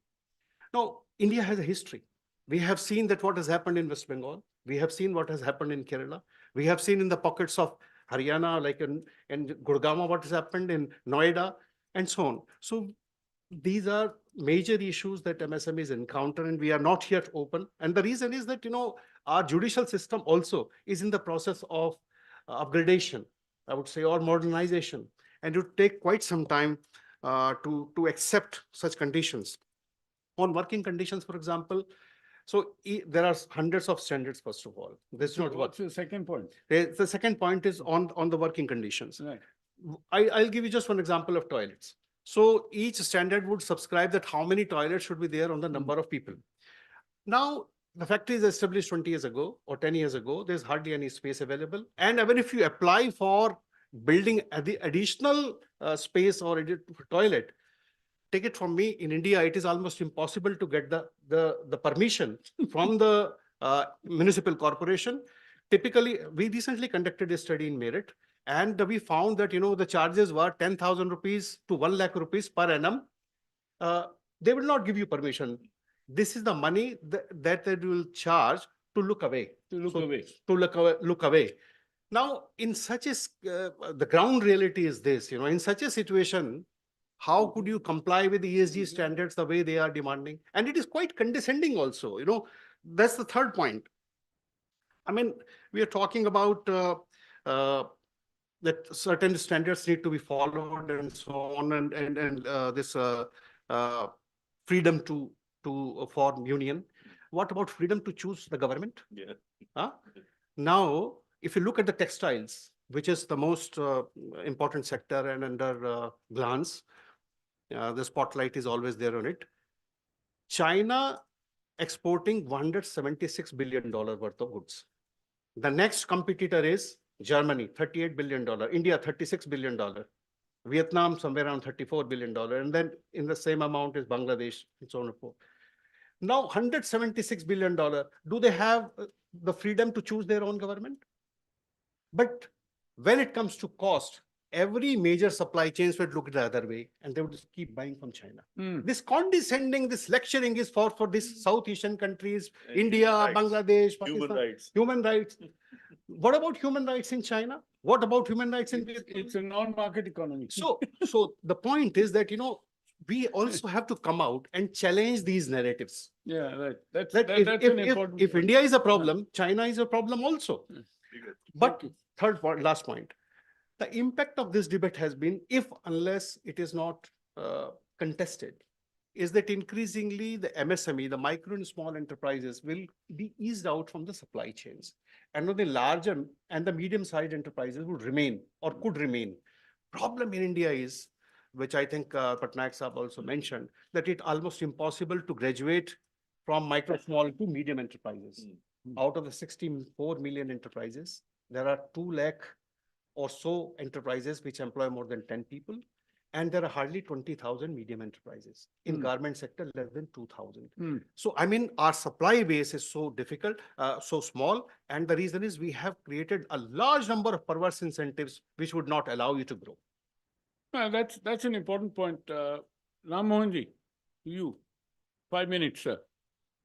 I think some of these points will be interesting to hear from you, because you've been also in the government, having been small scale industries and all protocols observed. So one thing which I would like to flag for discussion is clusters, whatever infrastructure and then facility we create, many times there is a capture by a certain small number of people. And therefore, जो ज्यादातर लोग हैं उसमें, उनकी सुविधा उनको नहीं मिलती। तो ये गवर्नेंस का इशू है, कैसे इसको ठीक करें, क्या हो, तमाम कॉम्प्लिकेशन, इसको एक हमको ध्यान देना चाहिए ताकि जो भी अभी फैसिलिटी हमने क्रिएट की उसका ब्रॉडन हो पाए, उसका जो इसको ब्रॉडन हो पाए। दूसरा एक पक्ष है जो ट्रेडिशनली जो माइंडसेट रहा है कि एमएसएमई मींस मैन्युफैक्चरिंग। तो वो सरकार में जब हम रहते हैं तो वहाँ पे भी हमारी दृष्टि में वही रहता है। इसको दृष्टि दोष तो मैं नहीं कहूँगा, लेकिन फोकस वहीं पे रहता है कि जो उत्पाद जो मैन्युफैक्चर कर रहा है उस पर ध्यान है। अब गांव में फर्ज के तौर पे जो झोला छाप डॉक्टर है, उसका बिजनेस तो चल ही रहा है, he has fair share of market. उसको सीएमओ साहब चाहे जितना चाहे बंद तो नहीं कर पा रहे उसको, इसका मतलब उसका एंटरप्राइज चल रहा है। तो उसको किसी तरह से फॉर्मलाइज करके, या मेरे पास समाधान नहीं है, but it's a major issue in the rural hinterland कि वो डॉक्टर तो आपका पीएचसी के जाता नहीं, उसका सर्विसेज दे रहा है वो, तो चाहे वो मेडिकल हो, इसी तरह से एजुकेशन है। तो जो हम सोशल रिस्पॉन्सिबिलिटी की बात कर रहे हैं, तो जो बिजनेसेस को जिस तरह से हम फैसिलिटेट करके रेगुलेट करते हैं, या जैसे वो जो पेय पदार्थ बेच रहे हैं गाँव में लोग, ये ढाबे में, इन सब दुकानों में, many of them are very hazardous.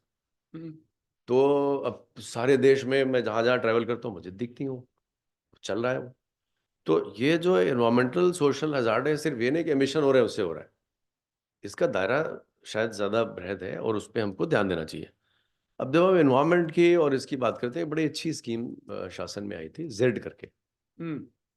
तो बड़ा अच्छा, जब मैंने उसको अंदर से देखा, थोड़ा मैंने प्रयत्न भी किया था उसको, और जब एमएसएमई कमेटी जिसका जिक्र करे तो उसमें मैं भी प्रिविलेज था, I was a member.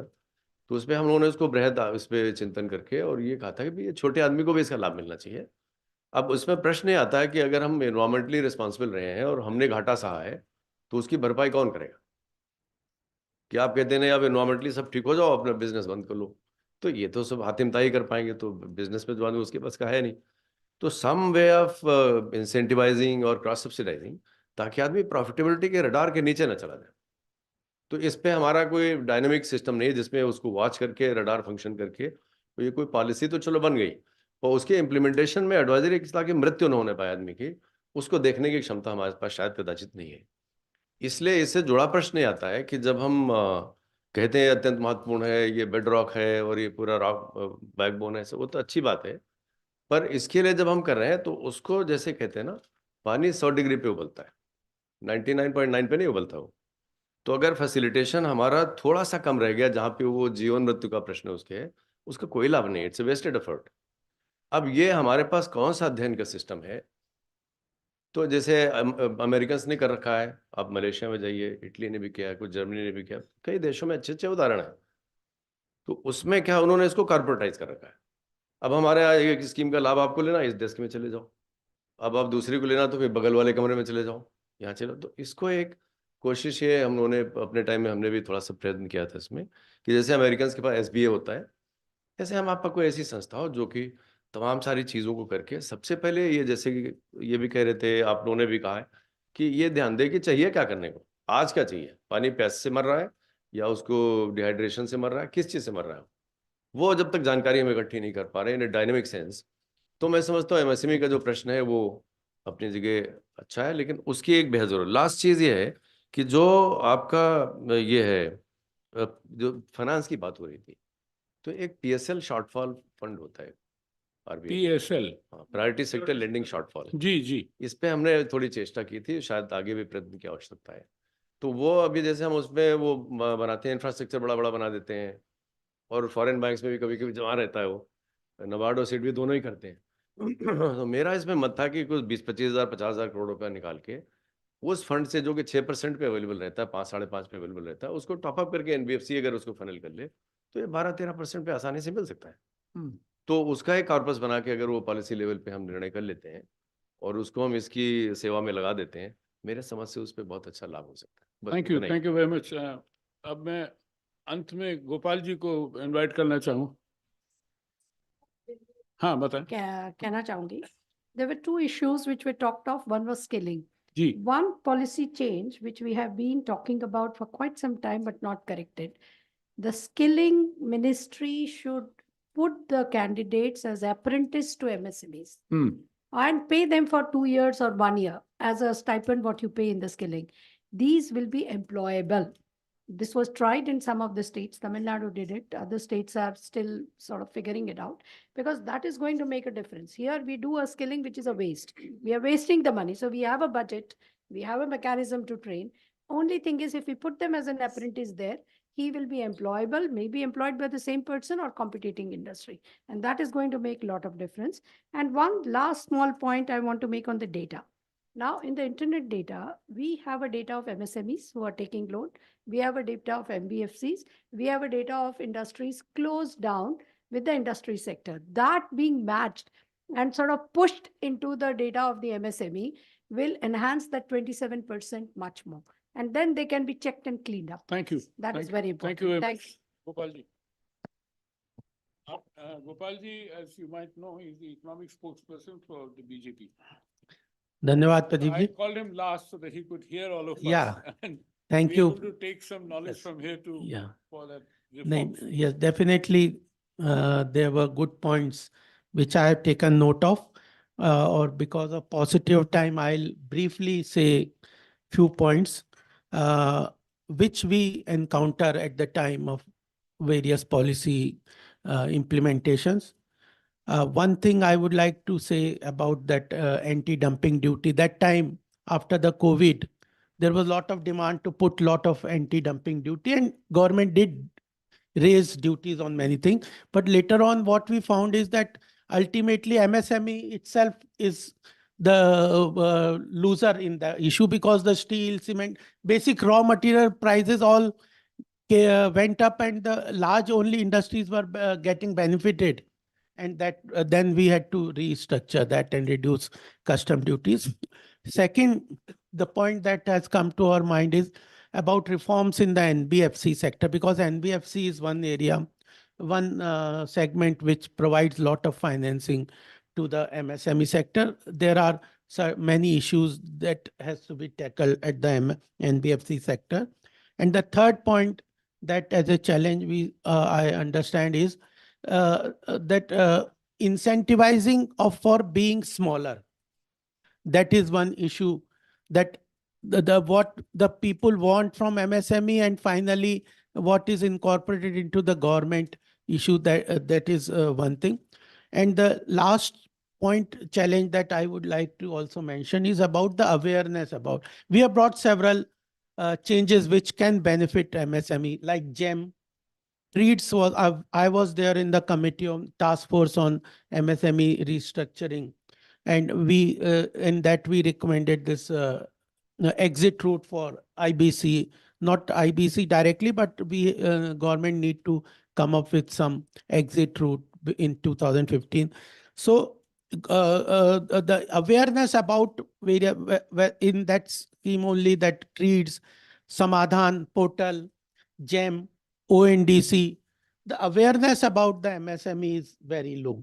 So that is another point that I would like to mention.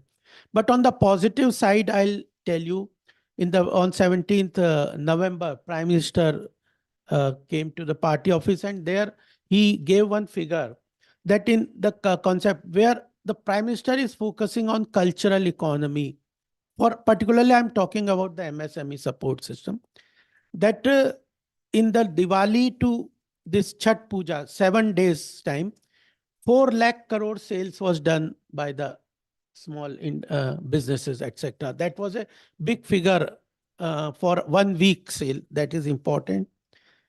Then on the other area that the government is working extremely with focused is cooperative sector, and tax concession is being given. That is important. Then this Amit Shah ji gave a full 2 hours presentation himself in the some of the people who were called for the thing. He has said the cooperative sector is taking 56 steps to streamline, in addition to tax concession, etc., to streamline the sector that will benefit small businesses. Vocal for local is Prime Minister is talking so much about, and that is making a big impact. He's not saying that you just go and buy an item, but focus on buying from domestic areas. So and we also know GST. We met the CBIC chairman, etc. Ultimately, the data you were talking about, the GST data itself will create great value for MSME. I have worked with the banking sector also. The data will create the economic credibility, or whatever how much tax they are paying. I have been telling to every areas, industrial blocks, etc. Whenever I'm meeting them, just compile that data yourself, how much tax you are paying. Because in the economic narration in the country, I at times give a harsh statement that socialism was misused, and industry, and it is becoming a fashion to abuse industry, economic growth, big industries, or even manufacturing sector, etc. But our government is not shy of being friendly to the industrial sector, to business community, etc.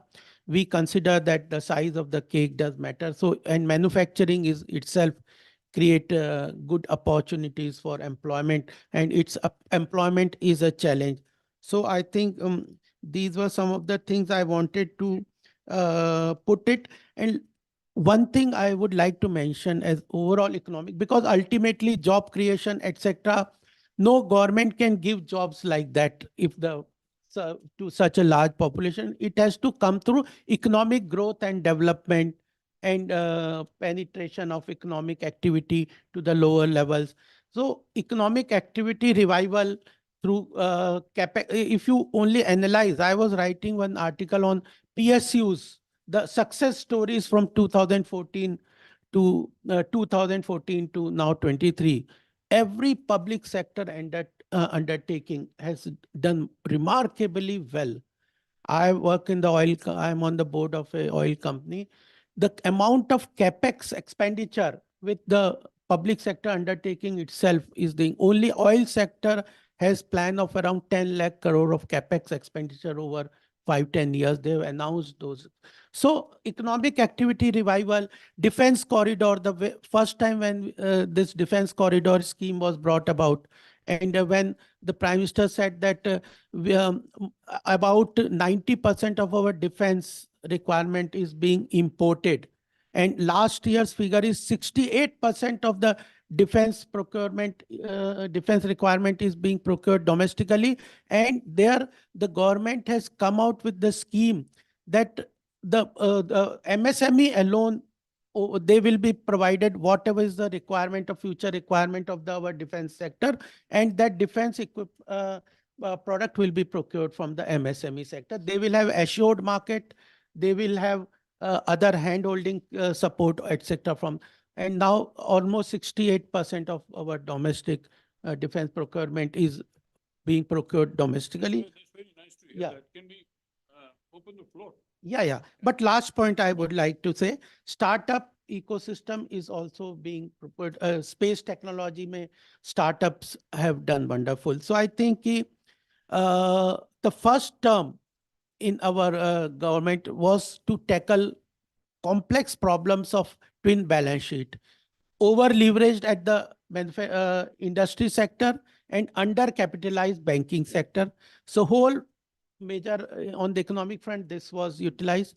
Second, there was reform, and now economic activity, in the third, definitely the government expect that we will come for the third term. In this, there and some people are trying to build this narrative that economy is on the autopilot mode.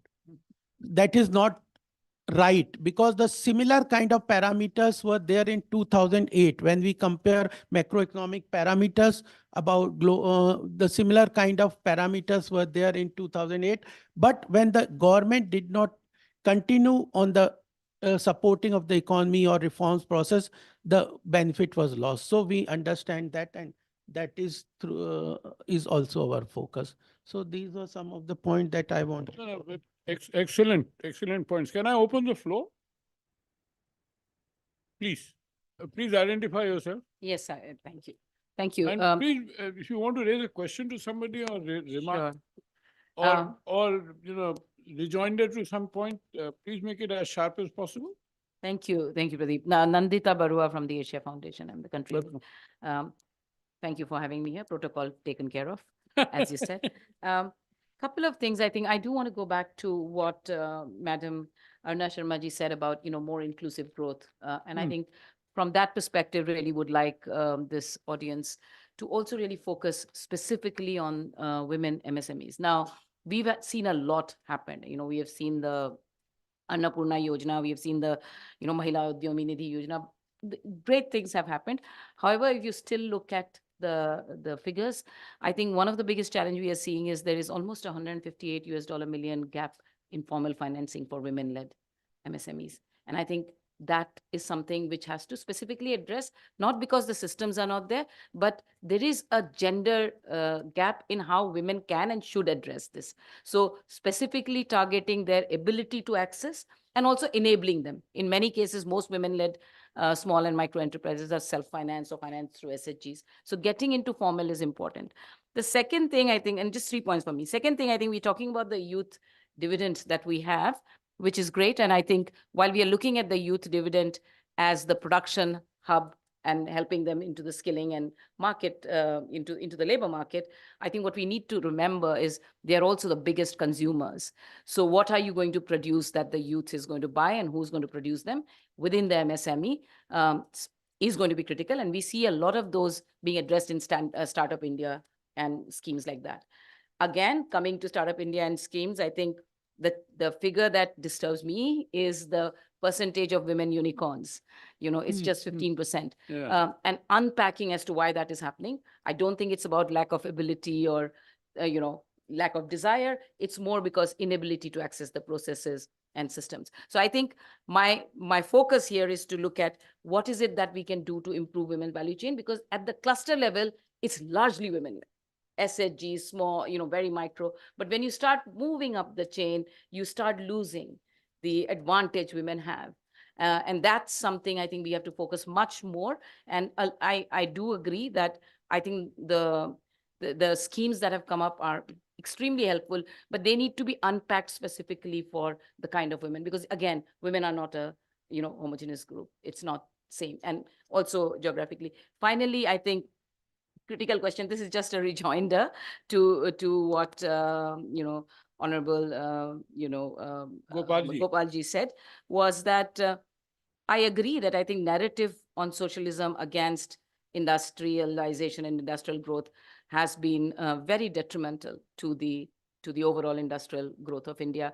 But I do think we need to keep in mind also, I think for us, as we are moving forward with a new thinking, with a Southern narrative, with the right perspective that India is trying to lead, is there were certain vested development agencies from the North who played a very critical role in pushing these narratives. And I think now when we start reclaiming that space and wanting to say that we want it in our terms, we have to be cognizant of where that came from. And I think that's just totally agreeing with you that where some of it came from. Thank you.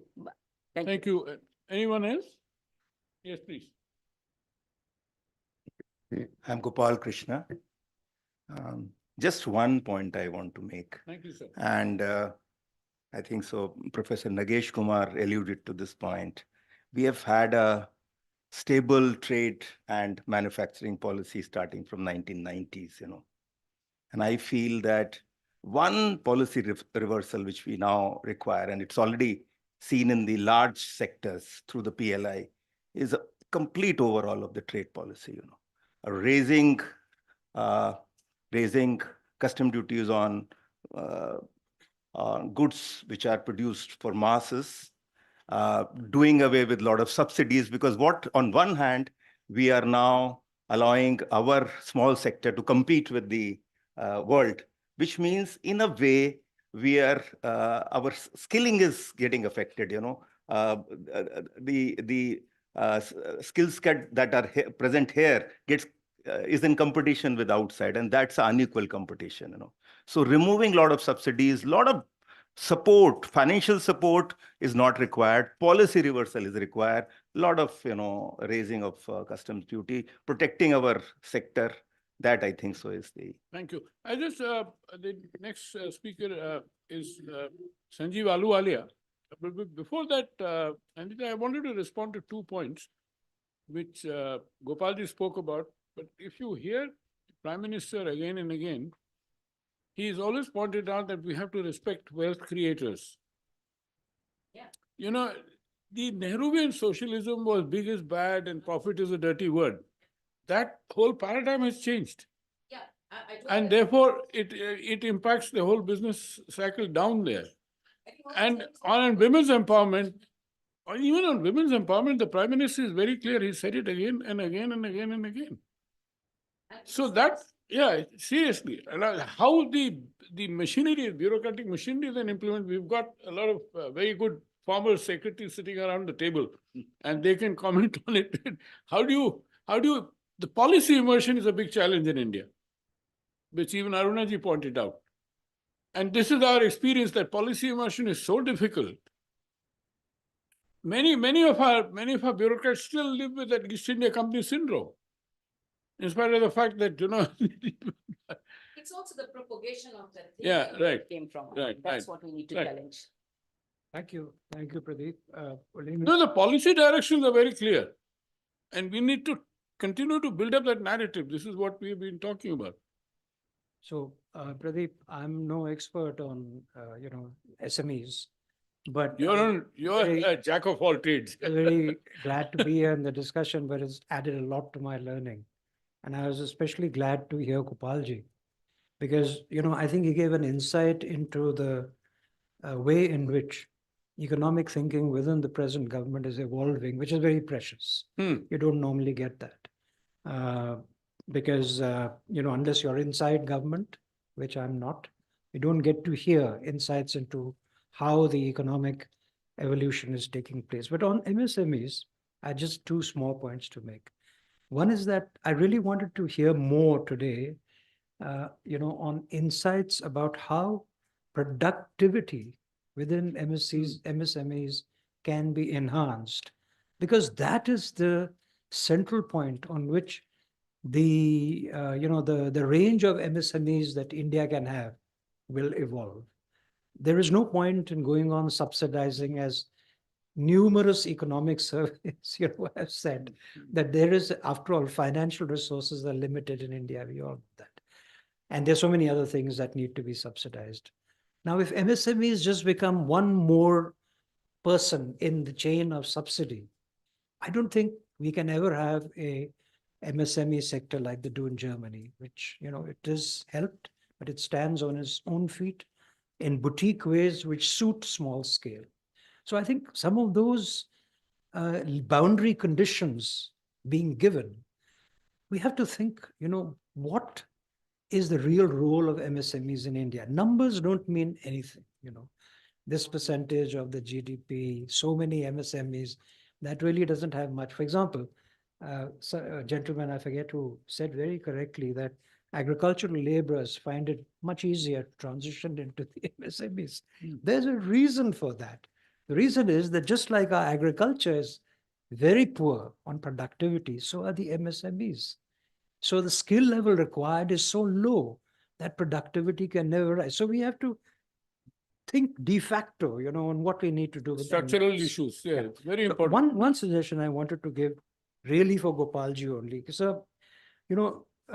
decentralized finance and digital finance, where you provide loans based on a person's digital history, is going to be the cheapest way to get finance to where it needs to be. And if you take the case of UPI, of course, UPI helped people like me to go onto the net and order something, but it actually also helped the small hawkers on the street, small businessmen, getting their business accounts recorded somewhere so that they could actually take it to a bank and say, look, here are my transactions. Why don't you consider me for a loan?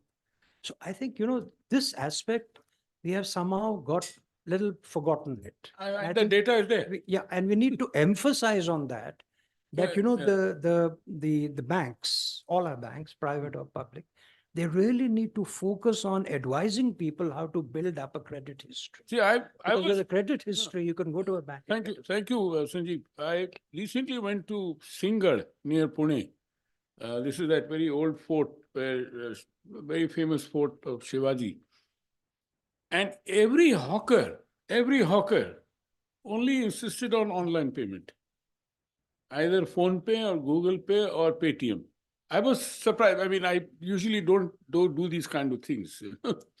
So the data is there. And I think the point which is made is that, look, The credit worthiness is getting recorded. they recorded, yeah. Okay, and no, so we'll have to think about many of these innovative things which are happening, and which has been said that today India has got, the biggest digital economy, $80 billion transactions every day. Yes. I could see that. I had never seen it. Then I saw it in my own eyes. Now with that, let me come to Pranay. Acha,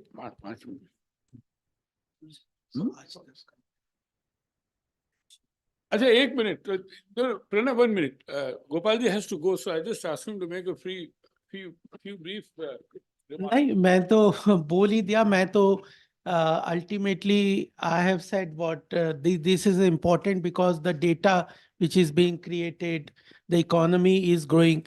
एक बात मैं और आपको यहाँ पे कहना चाहता हूँ कि that is that the in addition to what I said in 2008 and 23 is that the global interest in India is because people are thinking globally that the economic activity in next 2-3 decades is moving to India and they want to participate. They don't have love for India or for the Prime Minister or anything. That is also very clear to us. It is because they want to participate in the economic activity.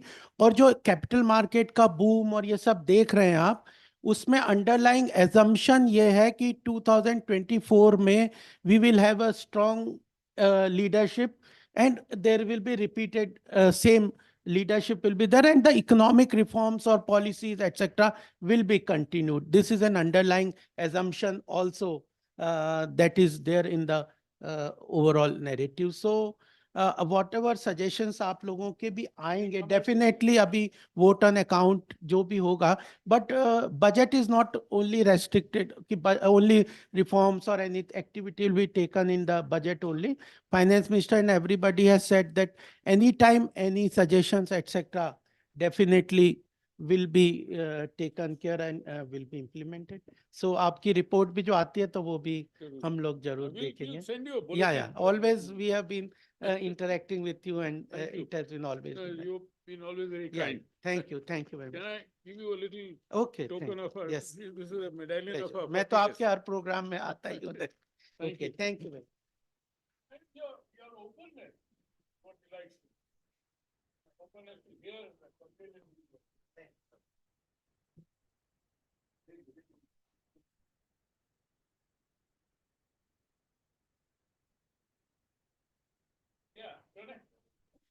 Yeah, no, thanks a lot, Dr. Pradeep. And what I was listening, and also deliberations which I happened to attend this morning and yesterday. So I happened to hear the SIDBI MD. I happened to hear someone from our EAM this morning, and what Madam was mentioning, and what Patnaik Saab did mention. So I was like underlining one thing: the lack of data. And at the same time, what India has demonstrated through its DPI journey across various segments of economy benefiting. And one of the issues which our implementers are grappling up with is that how many MSMEs do exist and where do they exist is a challenge to actually policymakers who are supposed to make decisions. And the Udyam ID, which is the intermediary data layer to link the individual laborers or employees linked with one MSME, and to what extent the central transfers or various capital transfers or even subsidy moratoriums are supposed to be happening. And which brings me back to the ESG, out of ESG compliance. My proposition is very simple. What could DPI, how DPI could best be harnessed to address this issue, and how we could do it over next 2 to 3 years so that we are not grappling up with this issue in the immediate 2 or 3 years terms, but we have taken care of building the infrastructure or base to take it to the next level of SMEs growth. Because we know that the next 2 decades of economic growth, if we need to go to the developed India, SMEs are the backbone and they employ almost 1/12 or almost 1/10 of Indian population. So to reach to that 12.36, almost like it's now 15 crore Indian population. And also overlapping this with 2 realities. We are seeing migration and we are seeing rural urban mobility. That's not going to change. It's going to evolve and evolve even faster. Other than migration from rural to urban and urban to rural, we also have to acknowledge that we have taken care of absolute poverty over last 5 to 6 years or last decade. But then we have a significant amount of our own population who are like vulnerable to going back to the poverty line if there is a shock, economic or otherwise. So we need to take care of, for the better preparation, for the better planning and better resilience of the economy, how best do those labor force could be well protected with the social protection system. So I think We believe that the DPI holds immense value and immense potential to take forward this SME journey from MSME journey from the level from where we are to the next level, that we would be competitive enough to see what we are trying to achieve, the export-driven economy.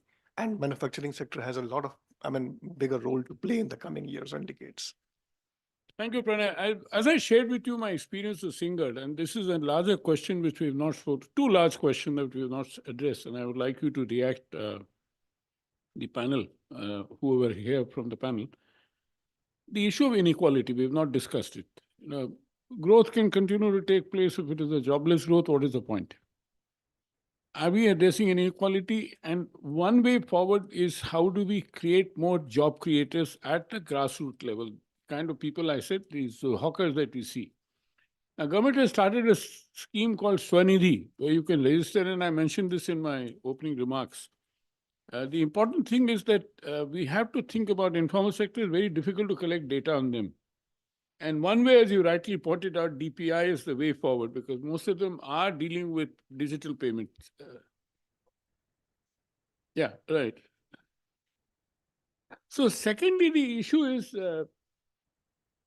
what we can think of and is, how do we, what are the kind of proxies we'll have to take in order to assess the kind of informal sector which exists, which is larger than the MSME sector? I mean, the kind of people I'm talking about, hawkers and vendors, etc., all self-employed entrepreneurs, for example. There's a huge amount which we are not, talking about. And we're not able to assess their numbers so far. And this is a global South problem. In most developing countries, the informal sector is 80–85%. Anyway, when I come to Arunaji for your last remarks, and Rammohanji, and then I'll. Yeah. Sorry, there's gentleman wants a question. Let him raise. Yeah. Thank for giving me the opportunity to come here. As we have been discussing, the Honorable Prime Minister, what he has said, human-centric growth and then women-led development. And in fact, Gopalji and Mr. Patnaik said, the SHGs and the cooperatives are going to be the focus across the political spectrum as well as the social spectrum for the next decade.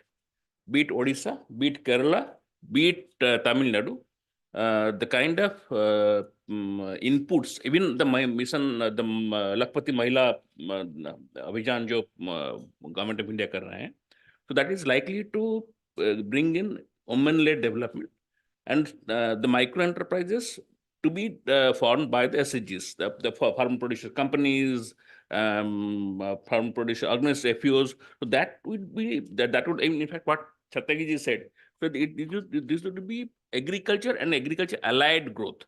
So the MOPI ka jo bhi hai, so this will impact job creation, enterprise development, both ways. Thank you. Thank you. Arunaji. Just reacting to this, the database can be created. If in the CUTS you make a sub-team, we can correlate all this data which is happening and work out a structure in which this data can easily be transported, and we get hold of both who are in the informal sector, which is there with the municipal bodies. They have their data, as well as these small and marginal MSMEs who are no longer in that 21 crores.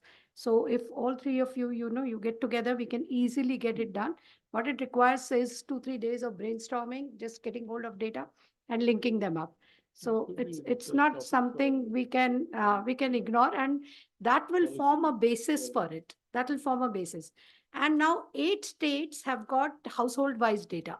So in that there are columns: who is working, who is not working, who is working as agriculture labor, who is disappearing. So that we have to encourage the government. The government has a view to spread it to other states. So with both coming together, this will be like a real-time data which will be available. That will solve the data of them. And second, what you mentioned about this inequality issue, it is really bothering, because the big industries are now going for pandemic, in which I am also responsible advising them to go for more and more automation. So jobs will disappear. So even they have a huge investment, what was mentioned, it's not going to be equal fold of jobs. The jobs are going to come down to FPOs and this, nowhere else. So the focus has to shift here. Otherwise, we'll become a $5 trillion, $10 trillion economy, and will be the worst hunger index, unemployment, poverty, everything together. And the So per that- capita index is anyway a nonsensical It's a measure. nonsense. We should not get into that at all, because that's just a division. You know, Ramonji, what we learned in kindergarten. your last remarks. And then over. I think she has put it very well. And then the point I was making earlier, handholding and facilitation. If you go to the block, I don't find anything there.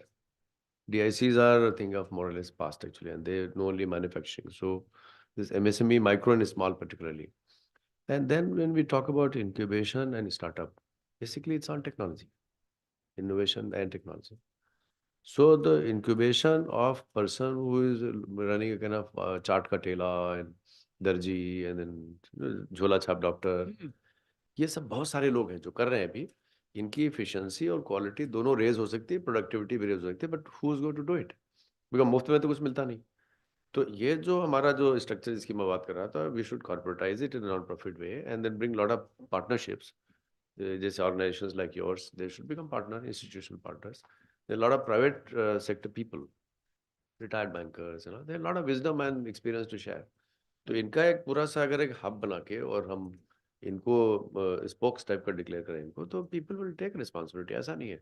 बहुत सारे retired businessmen, they are willing to handhold and facilitate a lot of people. I came across a large number of them. But where is that holding structure? Where is that platform? तो इसलिए जो Malaysians ने किया या US ने भी किया, SBA, very good model. But अपने आप ही हमको करना चाहिए. Yeah, over to Nagesh.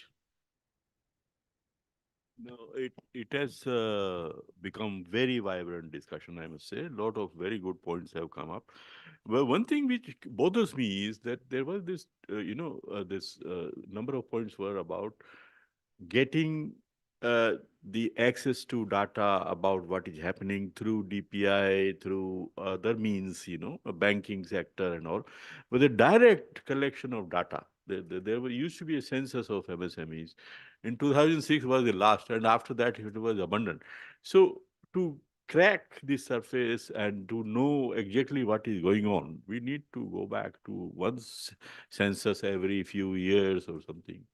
And that could have some intelligent questions, and the what kind of real constraint they are facing. The other thing which bothers me is, a lot of people have emphasized on women entrepreneurs and lower labor force participation rate of women in India is really a problematic thing. But when, we surveyed some women entrepreneurs some time back, and one thing which struck my mind was that one entrepreneur said that when we go to a bank manager to discuss my project and seek some funding, the common response is, come tomorrow with your husband. So there is a stereotype that, women cannot do business and why this lady is here. So for that region, I think there was this Rashtriya Mahila Bank or something was set up and then closed down. I don't know why it was such an important institutional reform happened and closed down. Yeah.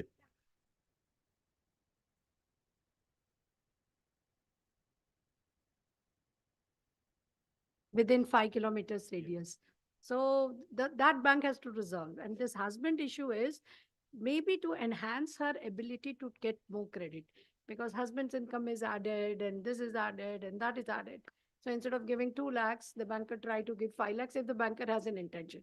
But टालने का intention है तो then तो कुछ नहीं है. अच्छा आपको बताता हूँ, where a woman entrepreneur actually cried. हमारा field surveying कि मेरा 5 लाख का लोन सैंक्शन हो गया है और बैंक मैनेजर कह रहा है भाई मेरे को 50,000 दो तब तो मैं दे दूँ. मैं रिलीज ही नहीं करूँगा. कर लो अब आपका.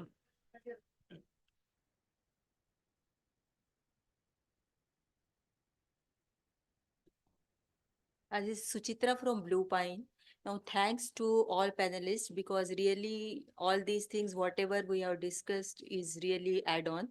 But only one thing when we talk about social, environment, governance, and SDGs, we are progressing slowly, but we are progressing. But there is a one gap, and that is the biggest gap. There is a lack of monitoring and supervision system.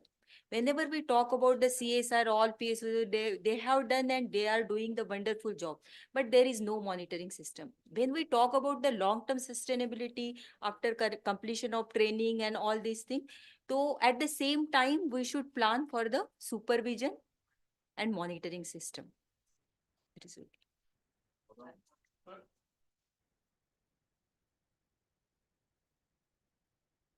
Yeah, no, I think this was a time very well spent with all of you. I mean, starting from our chief guest, Shri Amar Patnaik ji, our very distinguished panelists, Madam Aruna Sharma, Gopal ji, who's just left, Mishra ji. Mishra ji is also on our board, actually.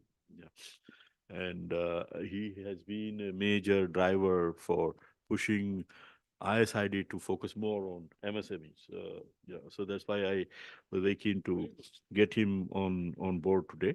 And Anil Bhardwaj and all other people who spoke.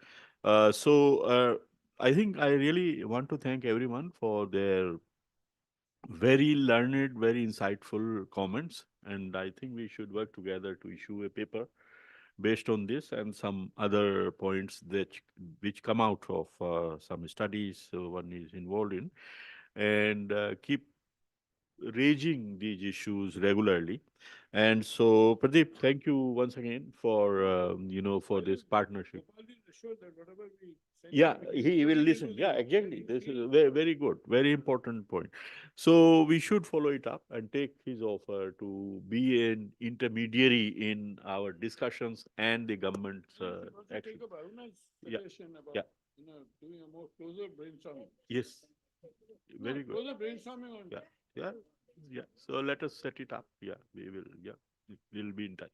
Thank you. Thank you very much, everyone. Yeah, yeah. All of them,